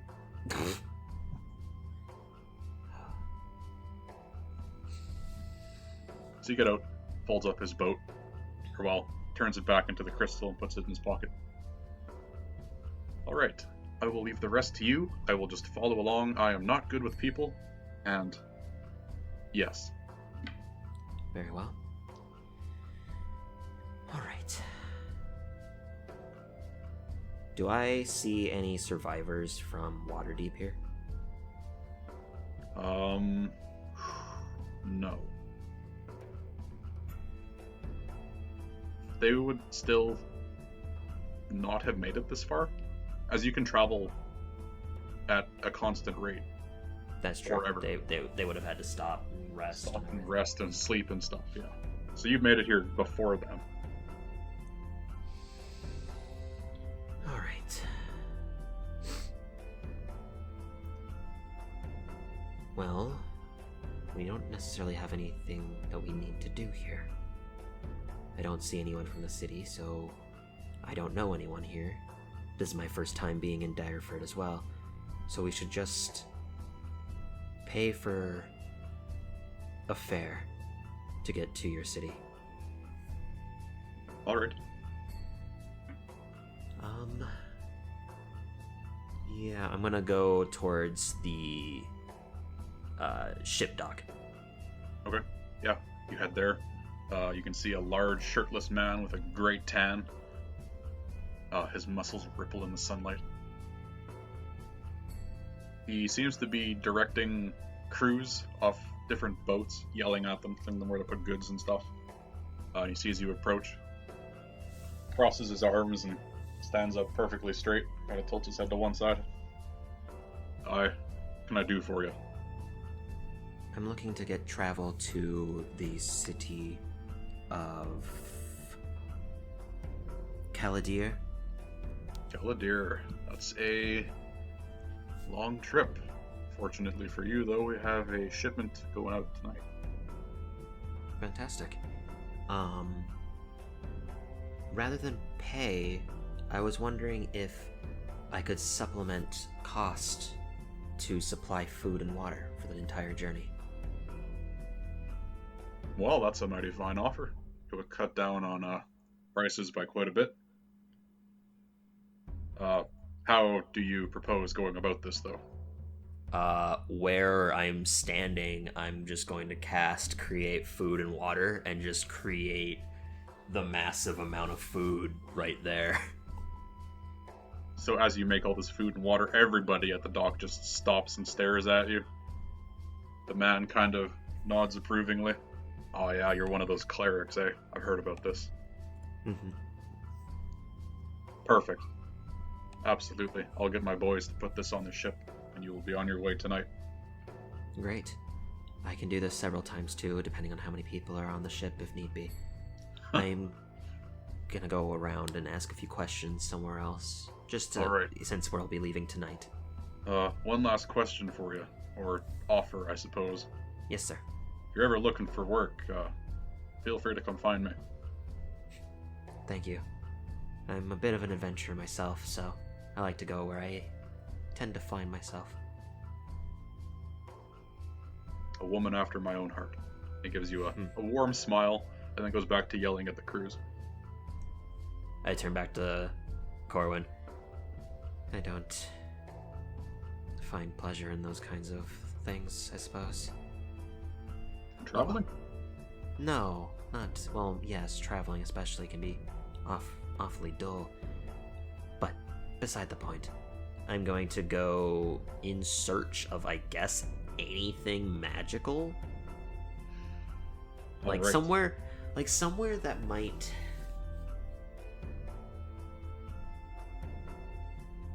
Like an enchanter or something. If anyone were to exist. Okay, make an investigation check with disadvantage. Okay. My investigation is +7. That one's okay. 16. 16. You spend a good couple hours wandering the town, city. It's a very, very rural area. It's not a whole lot in the way of any kind of good stores or anything. However, you do meet a enchanter of sorts, kind of sitting at the docks. Excuse me, would you happen to have some time real quick? I wanted to ask you a question to know if it was even possible. The elven woman stands up, closes her overly large book, and kind of clips it onto her side. What can I help you with? One of my friends met a terrible fate, and I wanted to give honor to her. Her intelligence and bravery needs to be recognized and made permanent. She had this spell tome of hers. I've never seen her without it, but I wanted to know if there was a way to preserve it, so that way I can give respect to her, even take up the mantle if I so chose. She takes the book with great respect. I also want to hand her the picture of Eris. This is what she looked like before, and it's how I want to see her in the end. The woman nods. She was very lovely. I will help if I can. Thank you. If there's anything you need from me, ask and I'll do what I can. I'm capable in my own ways with magics, but not in the arcane arts, more in the divination. I see. Well, everyone has the capability to learn. Corwin's kind of like, nope, not me. He's like, She just ignores him. Straight up ignores him. Doesn't even look at him. Please sit beside me.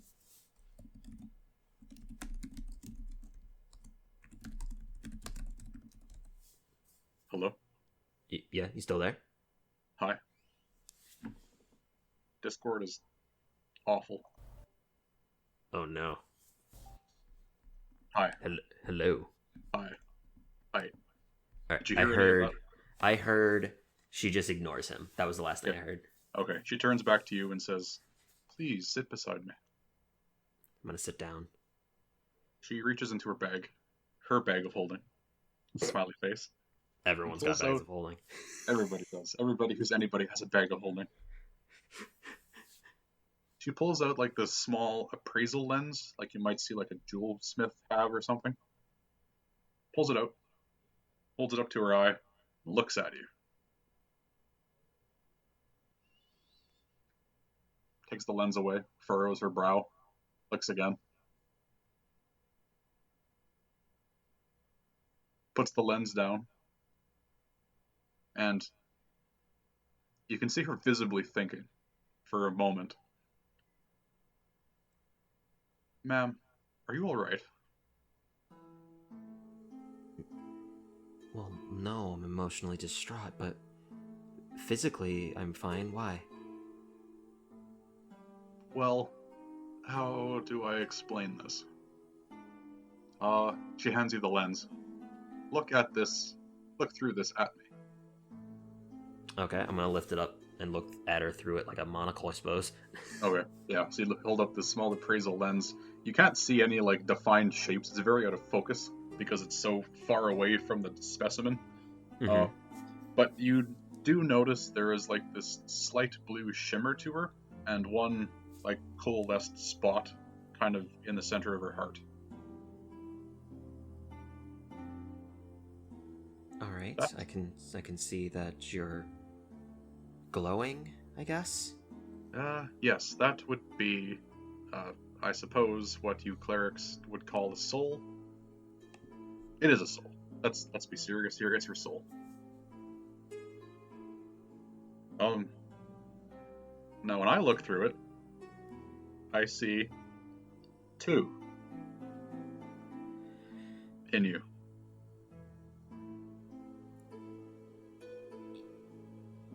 That is a completely irrelevant story to this.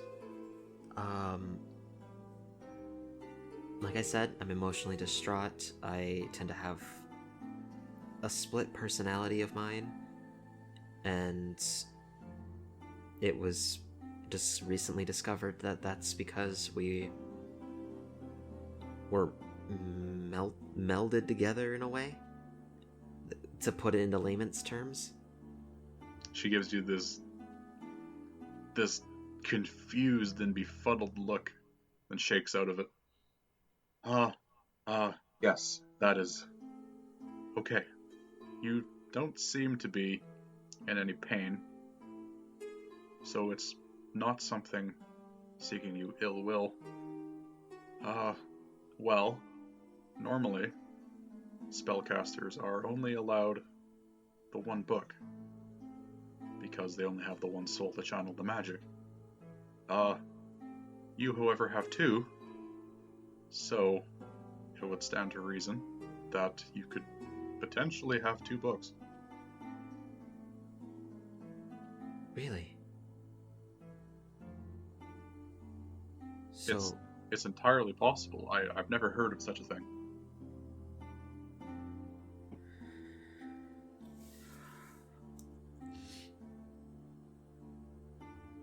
what would it take? I'll do anything to do it. Would just have to... Well, I'm sure you've been spending time with it, so it can't just be that.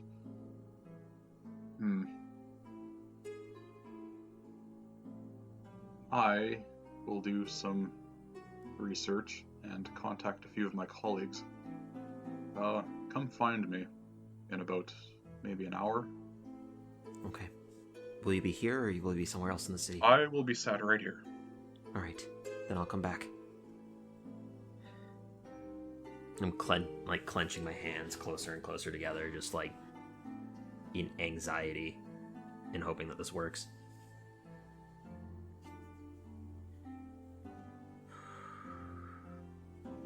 Well, Corwin, is there anything that you needed to get done? Any maintenance or anything that you required? He he reaches into he opens up his coat. Like he wears this big double-breasted coat, and the inside is lined with pockets, like pockets on pockets. And he's like, well, great. I could restock on some alchemical supplies. I have run low over the past couple days, and well, pickings are slim elsewhere, so. That's fair. I can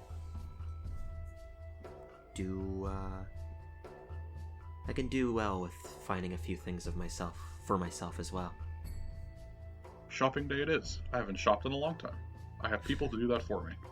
Well, I'm only looking for something specific, and I'm not too sure.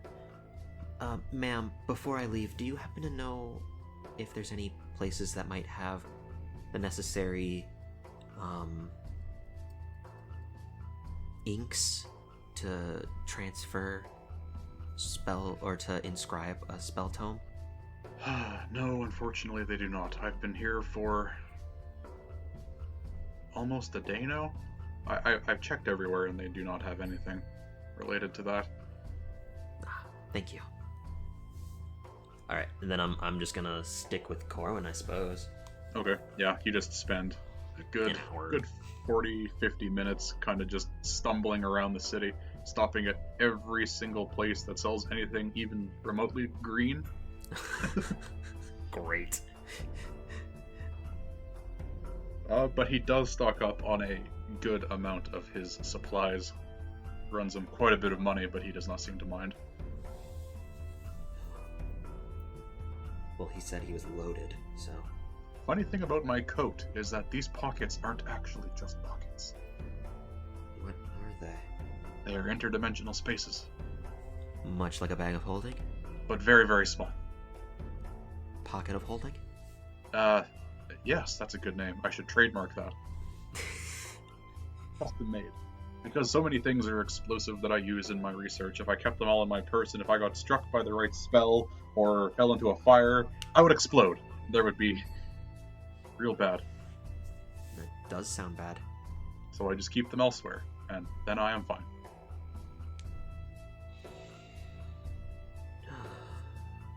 Alright. Well.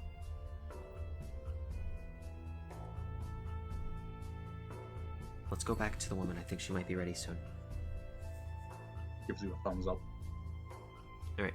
I'm gonna... Ooh, what were you gonna say? You return to the woman. Okay. She has been sat where she was, skimming through her spellbook again. She looks slightly more frazzled than she did before. Oh, that's not good. Oh, it's you. Hi. Hello. I have been contacting people who might be able to provide insight. And we have come to the conclusion that it can be done, but the process to do it is a little bit unorthodox and may not work. At least the specific process. What would the risk be? None. There is no risk. It just might not work. Oh, okay. Imagine it like throwing a piece of wet cloth at a wall. It might stick, it might not. It's actually a good analogy. Thank you, I'm full of them. Not really, but no. So what is this method? Alright.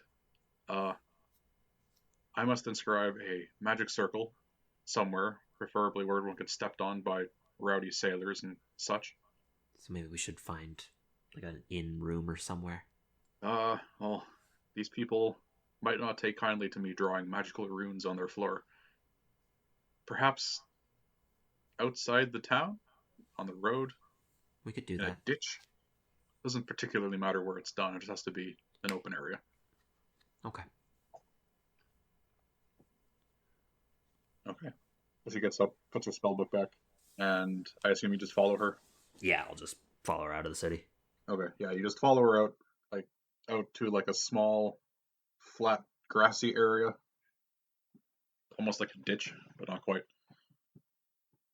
Pulls out her spell book, mutters a few words, and a small circle, about 4 foot in diameter, diameter, kind of just appears with glowing purple runes in a circle. Ah, okay. That's the easy part. If you would please step into the circle. Clutching the... Do I still have the spell tome, or does she have it? You're still holding Eris's spell tome. Holding the picture, spell tome. I'm gonna clutch our arcane focus that's mildly warm. And I step in. As she sees the holy symbol, she's like, no, please give that her. I'm sorry? You are a disciple of Bashaba, correct? I am, yes. It would probably be best if she had no say in this. I understand. And I'm gonna hand her the arcane focus. Okay, yeah, she just takes it and puts it down. She goes to the Corwin, actually. He just holds it and looks at it. Doesn't understand. How is this coin warm? Gonna have to research this. I am not a magic man. Growing, take a note. Warm coin. Throws up on him slightly. Alright. So the woman... I step in. You step in. As immediately as you step in, you feel warm. Not like uncomfortably warm, just warm. Like a nice fire warm. And you feel this need, this gnawing hunger deep into the center of your core. Now this might feel a little bit uncomfortable. I have tuned this circle to affect your soul. It's not a big deal. It's fine. I'm sorry? Don't worry about it. It's only in the circle. You are completely fine. I can cancel it if need be. You are fine. I'm just gonna try to ready myself, I suppose. Just kind of get into composure. Now, take out your spellbook. Okay, I take out the one that I have inscribed with wizard ritual spells. Okay, take it out. You feel this pull of power. Not into the book, but you drawing power from it. And it seems to be taking the edge off the gnawing hunger in your center. How do you feel? Are you okay? I'm feeling slightly more comfortable. Okay, good. This should work. Make an insight check. Oh no. Ooh, that's a good low roll. So, insight? Yep. That would be... Oh, a 12? You have complete and utter confidence in her abilities. Great. That I'm okay with this result. You have nothing to fear. Ignorance is bliss.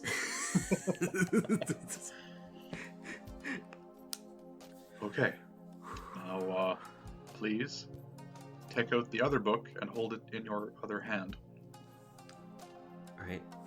I take it out, unfurl some of the pages, I suppose. Try to, at least with one hand. Okay. It's very awkward, but you managed to pull it off. Now, this might seem a tad bit unorthodox, but I'm going to cast a series of spells on you, and we will see how this goes. My eyes are wide. Okay. She opens up her spellbook, starts muttering a few words. You immediately recognize this to be Identify. Casts it on you. Okay. You are okay still? Mm-hmm. Okay, good. Nothing feels different. All right. I just had to make sure that you weren't, never mind. It's not important. Okay. She points a finger at you, mutters something. Make a wisdom saving throw. Oh, God.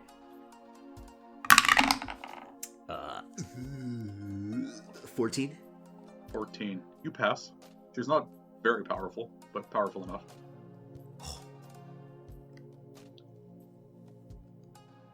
You feel a wave of madness wash over you for just a moment.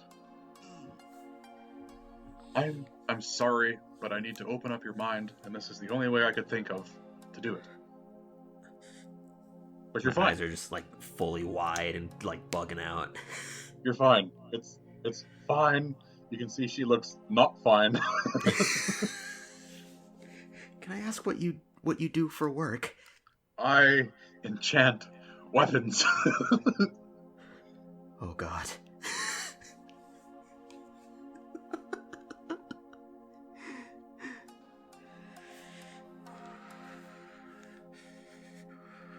Okay. This is the last step. This should help you.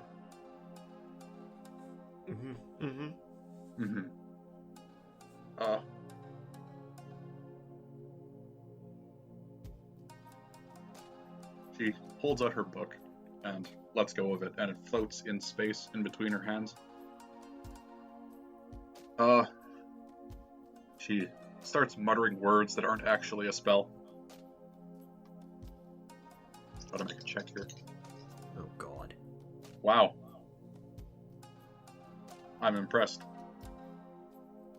Are you impressed by how low you rolled, or? No. Oh. She has disadvantage because this is not a thing that anyone does. But her lowest roll was a 17. Oh my God! Thank you, woman. I don't know your name. I'm gonna have to buy you a beer after this. From Eris's book, you feel the same draw that you feel from yours, and the hunger in you disappears entirely. You take a moment trying to regain yourself because you feel this immense amount of energy just pouring into you, and it doesn't seem to do anything. It disappears. And both books suddenly snap open, float out of your hands, pages flipping. Wind begins to coalesce around you. You can see Corwin takes a couple steps back, puts Greywing like behind him.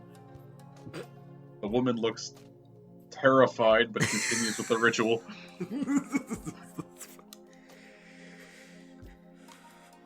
The books keep flipping. They flip to the one end, so the end of the book, and then they go the other way. And then, as soon as the last page falls flat against the rest, they slam shut, fall back into your hands, and the ritual ends.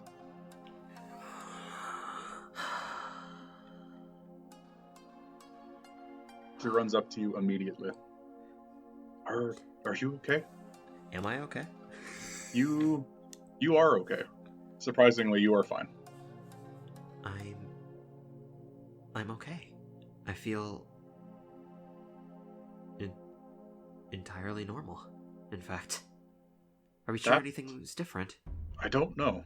I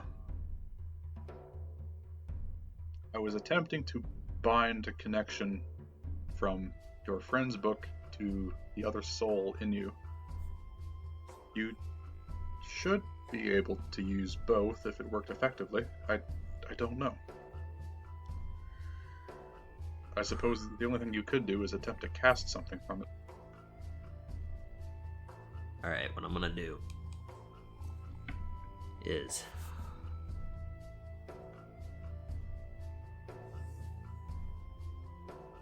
I'm gonna open up the spell book, keep them both open, and then I'm gonna try to cast Catapult on a rock nearby and just shoot it into the air. Okay. So from Eris's book, you mutter the words, and sure enough, a rock nearby vibrates slightly, then shoots off into the sky, way up, and then comes back down, skips off a couple others, and skitters away into like the field or whatever.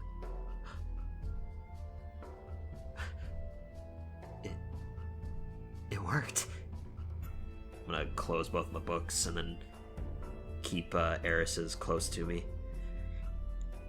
It worked. The woman looks like she is in utter shock. She is blown away by the results. Thank you. That was... No. Thank you.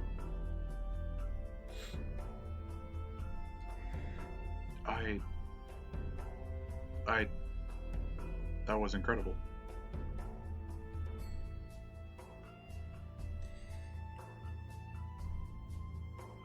Now she won't ever be gone. I'm just gonna keep both books. Tears of joy just kind of falling from my face. Is there anything that I can do to repay you for this? Anything? Well, the only thing that I could really want from you is your soul. No.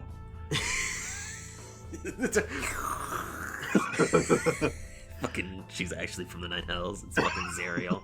Zariel in disguise. You fool! I'm only imagining the fucking things from Paper Mario Thousand Year Door that curse you, but they're actually helpful curses. It's like, you're now a paper boat. Look at how you sail across the water unimpeded.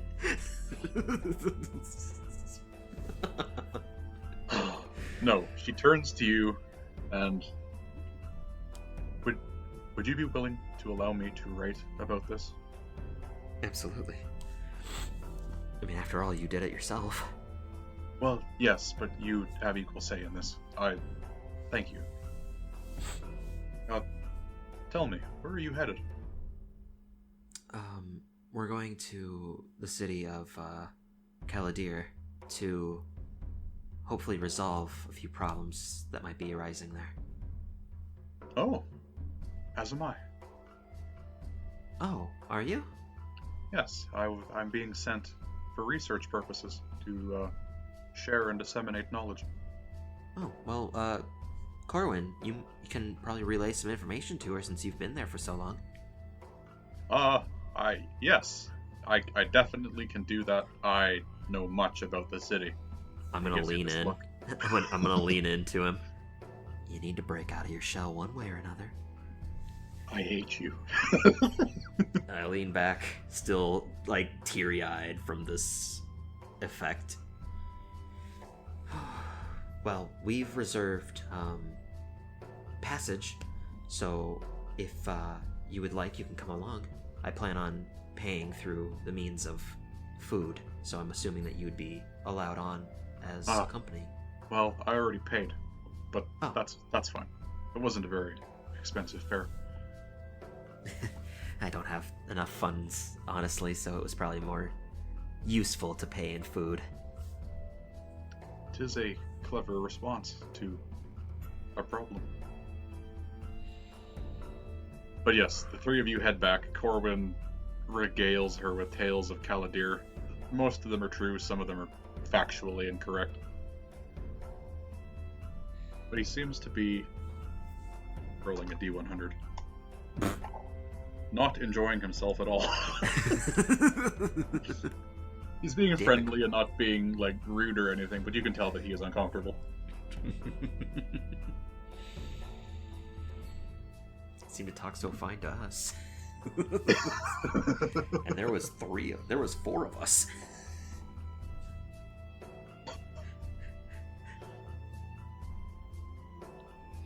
But yes, you make your way back to the docks, listening to the two chat about stuff that really has no weight or meaning to you. Yeah. Is there anything you would like to do? No, off the top of my head, I don't have anything else I can really necessarily do. Until I get more magic ink, I can't inscribe the ritual spells from the other book into this one. So I'm kind of stuck with the other ritual book being a wizard book. All right. I guess you just listen to them for a few hours. I've got nothing else to do. All right. Eventually, that man comes back, nods to you, nods to the other two. They are loading up at the moment. The food and water you supplied. Well, water's fine. Food is gone. Not great. Still edible, but not great. I hate to be the one to have to say this, but unless you replace it, you're gonna have to pay. I can replace it easily enough. I have enough to be able to feed. How many people are on this ship? You cut out there, what? How many people are going to be traveling along? Discord has failed me again. Hello? How many? Oh, How many individuals are going to be traveling with us? Well, including you three, 53. Well, I can still create enough food and water for us all. Alright. Well, in that case, I will just tell the men to unload the water, or the food, rather. The water can stay. The water can stay, and I can replenish that every single day. Alright. Well, then there should be no issues. Glad to hear it. Oh, but yes, they should be ready to go within maybe 20 minutes. Great. Should we board so that way we can set down our things? Sure. Just tell them I sent you. Great. Can I get your name then? Everybody just calls me the Harbor Master. Harbor Master. Alright. Thank you, sir. And I hope that everything goes along well. Odds to you. Doesn't say anything. So the three of you make your way onto the boat, get settled below deck. It's actually not too bad. Oh. Lots of hammocks, a couple of cots here and there. It's There doesn't happen to be any stone, is there? No. I mean, I suppose if you went down to the bottom deck and into the ballast, you could steal stones from there, but I don't want to steal stones. I just want to meld into stone to sleep. no, there's no stone surface that's big enough to contain you. I figured as much. Like, I was preparing for us to be alone again. I was like, I'm gonna prepare ourselves. From up on deck, you hear one of the sailors yell, "Don't forget about the 3 foot by 3 foot by 3 foot chunk of marble we were supposed to bring back." 3 foot by 3 foot by 3 foot. It's still not big enough. Cancel the order. Cancel me. You hear somebody else yell, "What are we supposed to do with this 3 foot by 3 foot by 3 foot cube of marble?" God, how heavy would that be? It's gotta be fucking heavy. You keep going, I'm gonna do the math. You hear another man yell, "It's so heavy. I gotta put it down." Oh my god. That's funny. In the end, they did not bring the 3 foot by 3 foot by 3 foot cube of marble with them. Holy shit. Oh my god. So a 3 foot by 3 foot by 3 foot is 3 cubed, right? Yep. So this is 81 cubic feet? No, 27. 27. Yes. 1 cubic feet approximately weighs about 170 pounds. Oh. Oh. That would be enough to sink the ship. It would be like 3,000 pounds. Way more than that. It would be like almost $4,000.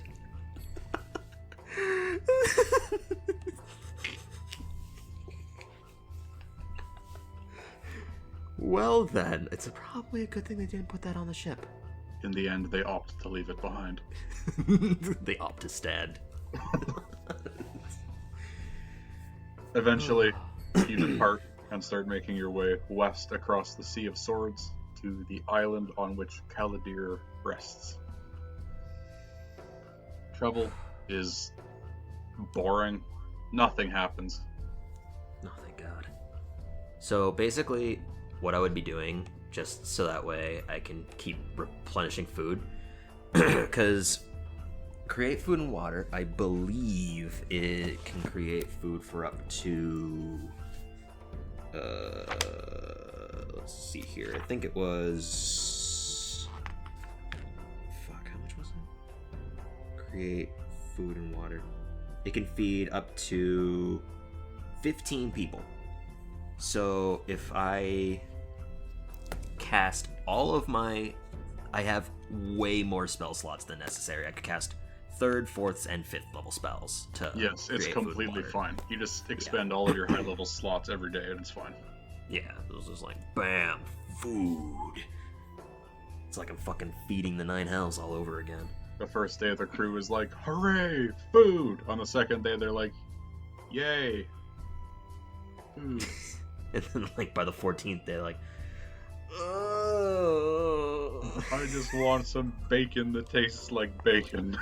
I want food that doesn't taste like oatmeal. I wish the oatmeal tasted like oatmeal.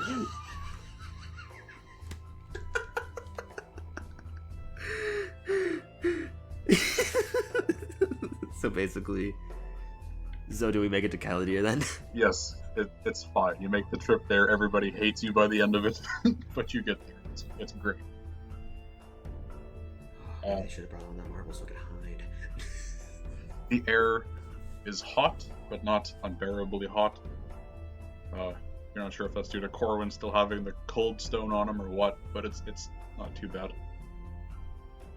Approaching it, do I notice if they have the crystal floating there? They do. It's back where it was. Oh. Okay, good. I was worried that something happened to it when the city fell. I wasn't sure what happened. That's a relief. I didn't see them take it, but they must have been quick. They didn't have a whole lot of time before the city fell. No, they must have had only about 10 minutes at most.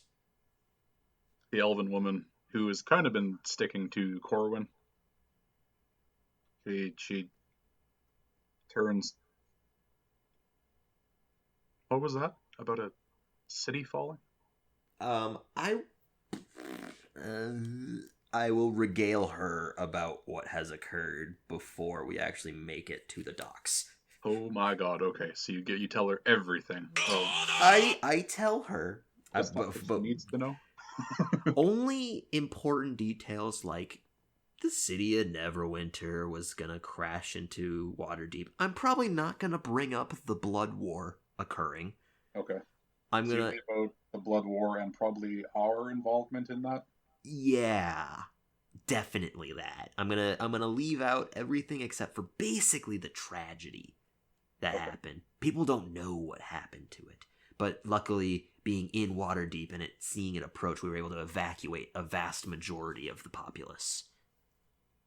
She looks completely and utterly shocked, just completely blown away.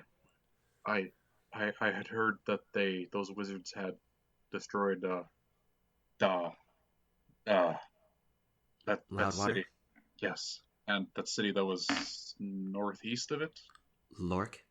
Yes, but to drop a city such as Neverwinter at that size upon Waterdeep, that is... It's tragic. I'm barbaric horrified. And terrible. But I guess it was a suicide mission because nothing else has occurred. I'm glad. I guess it was just some delusional people. At least they can't hurt anyone else. No. So I don't think I'm gonna retain concentration. I think I'm good. All right. Yeah, I'm good there. So that officially ends this arc. Yeah, everything is all nice. Well, I say everything. The big stuff is all nicely tied up and it's good to go. So we're just going to go rehash over one of our other things that we have to do. Not necessarily have to, but that we chose to do. Yes. In case people don't know, we are now level 11, and Yes. I have taken one level into Wizard. You've increased your Rogue, right? Yeah, I'll be leveling Rogue to the end now, probably. Damn. Really? Okay, so you're going to stick with third level spells known. Gotcha. Yep. Gotta be stabby. And Rogue's level magic on 1/4 or 1/2? I'd have to look, but it's not very high. I think it's 1/4 because you were Rogue level 4, and that's when we found out that you. Oh no, it's Rogue. It's every 3 levels. It's a third. I think so. Well, either way, I still only have the 1 extra level for spellcasting. Yeah, because you need to be level 6 then at that point. I'll double check actually because I can look because I have it marked as multi-classing for my page here. Spell slots and 1/3 of your fighter or rogue levels. I see. Okay, so next level I have whatever next casting level is. More 4th level spell slots. Great. I can use them to cast inflict wounds. But no, now that I'm a level 1 wizard, I have chosen a number of cantrips. So legit question, did you actually have a tier, or were you just? I legitimately had a tier. I also was tearing up. I was like, "This." I am actually feeling super emotional about this. Yeah, because now I have, being 11th level character, I have a 6th level spell. Ooh. I don't have any spells known for it, but I have a spell slot of it. Good. Yes. I can cast a 6th level inflict wounds. Well, fine. I could just, steal your knowledge and cast one myself. I mean, true. Very true. That's a lot of D12s. Because it's 3d10 normally, right? Yeah, plus an additional per level above first. So that's 8d12, 8d10s? Yikes. And then if you crit, that's 16? It's a nasty hit. I quite enjoy that. Yeah, it's pretty crazy. Man, 9th level cleric with a crit on inflict wounds. Or 9th level spell, rather. Yeah, but I mean, at that point, you could just do Finger of Death, and it would do probably more. Oh, come on. Inflict wounds, though. It's a tried and true classic in my repertoire of spell. I mean, you have used it a number of times. It's so good. It's fun. It's a fun thing.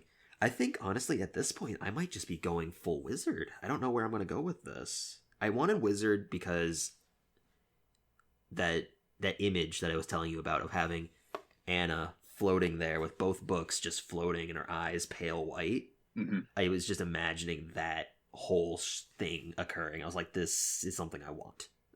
I want this to occur. I vaguely remembered having that conversation when the whole ritual thing went down, and I'm like, that's exactly what he wants. That's exactly what he's getting. If he does well. Awesome.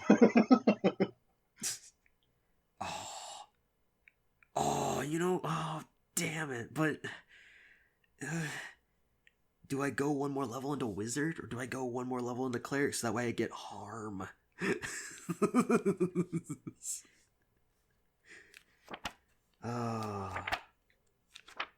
don't know. That's a hard choice. Because that's 14d6 necrotic damage. Ooh. Oh my god. So basically it removes 14d6 necrotic damage. It can't kill them. It'll only reduce them to 1 hit point, but their maximum hit points are also reduced by that much. Holy fuck. On a failed save. So do it. It's a lot. So I'll have to figure out what I want to do with the wizard, but I'm excited for this new path, mainly because I don't want to get fucking counterspelled anymore. I learned how much of a bitch counterspell is. God. Spell. I love it. It's probably not that big of a deal when you actually have, like a party. Yeah, when they have other things to spend their counterspell on. Yeah, when you're alone and basically one of the only spellcasters there. Even with Eris around, you were the main caster. It's like, shit. I have to really be conservative with this stuff. I really can't waste it. I have to prepare silence automatically so that way we can do things. I'm also pretty sure, reading over the spell later on, that silence does not target an object, you target a point. I don't fucking care. It was cool. I like the idea. We still have those rocks. So I'm going to use Catapult to shoot them at people. Oh, I'm so excited to be able to use Catapult. I have so many creative ideas to use this with. So many. That was the only reason that initially that I wanted to think about even going into Wizard. For Catapult. Literally. It was the only spell that I actually wanted so bad. And I was still debating on whether or not to become a Wizard. And then, spoiler if you haven't seen... Oh, spoiler at this point. Eris is dead. Don't know, man. They really spoiled that to me at 2 hours and 18 minutes in because man, I didn't understand that Eris was dead. How good that they even covered it in the fucking recap of one of the episodes.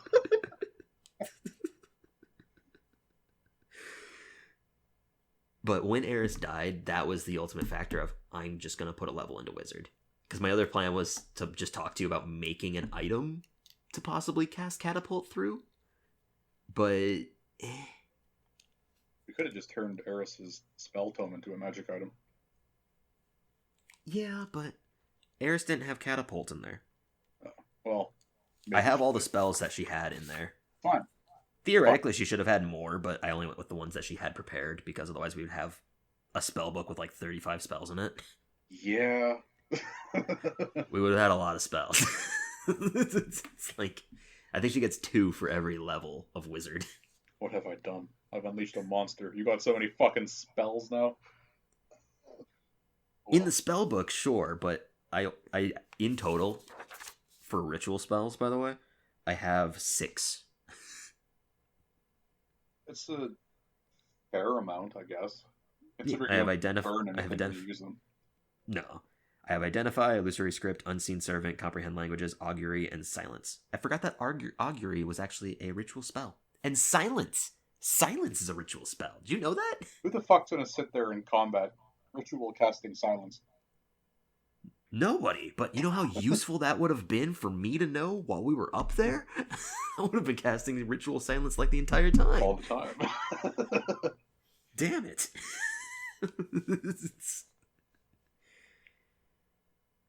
Oh, boy.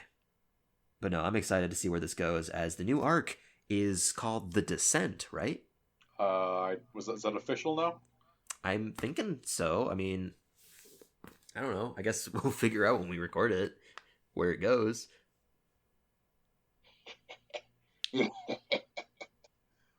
We're fucked. What are you talking about? So, I probably shouldn't be telling you this. No, you know what? I won't tell you that. Never mind. No, I'm keeping that to my player self. All right, fine. Like I said, I have turned into... We have actually now fully developed 2 different aspects of combat. You are the damage dealer, and I am the defensive player. I beg to differ. I mean, you're level 5 in Rogue now? That means 3d6, but it right? It requires a lot of fucking setup. Yeah. I mean... Especially now that we're alone again. We're not alone. We got Corwin. You think he'll come with us into the descent? I mean, he did before. I guess we'll have to wait and see. Smiley face. I mean, this is true. I am the DM for that segment, so we will. I will kill my creation.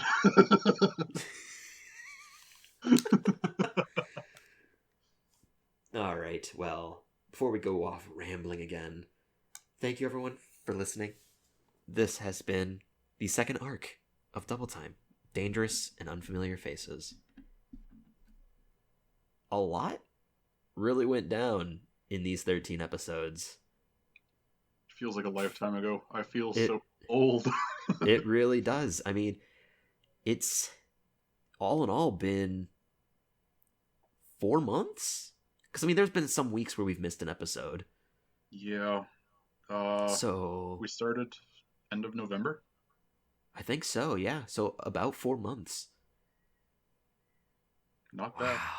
It's been. I think we passed our 1 year anniversary for DoubleTime. That's before we recorded.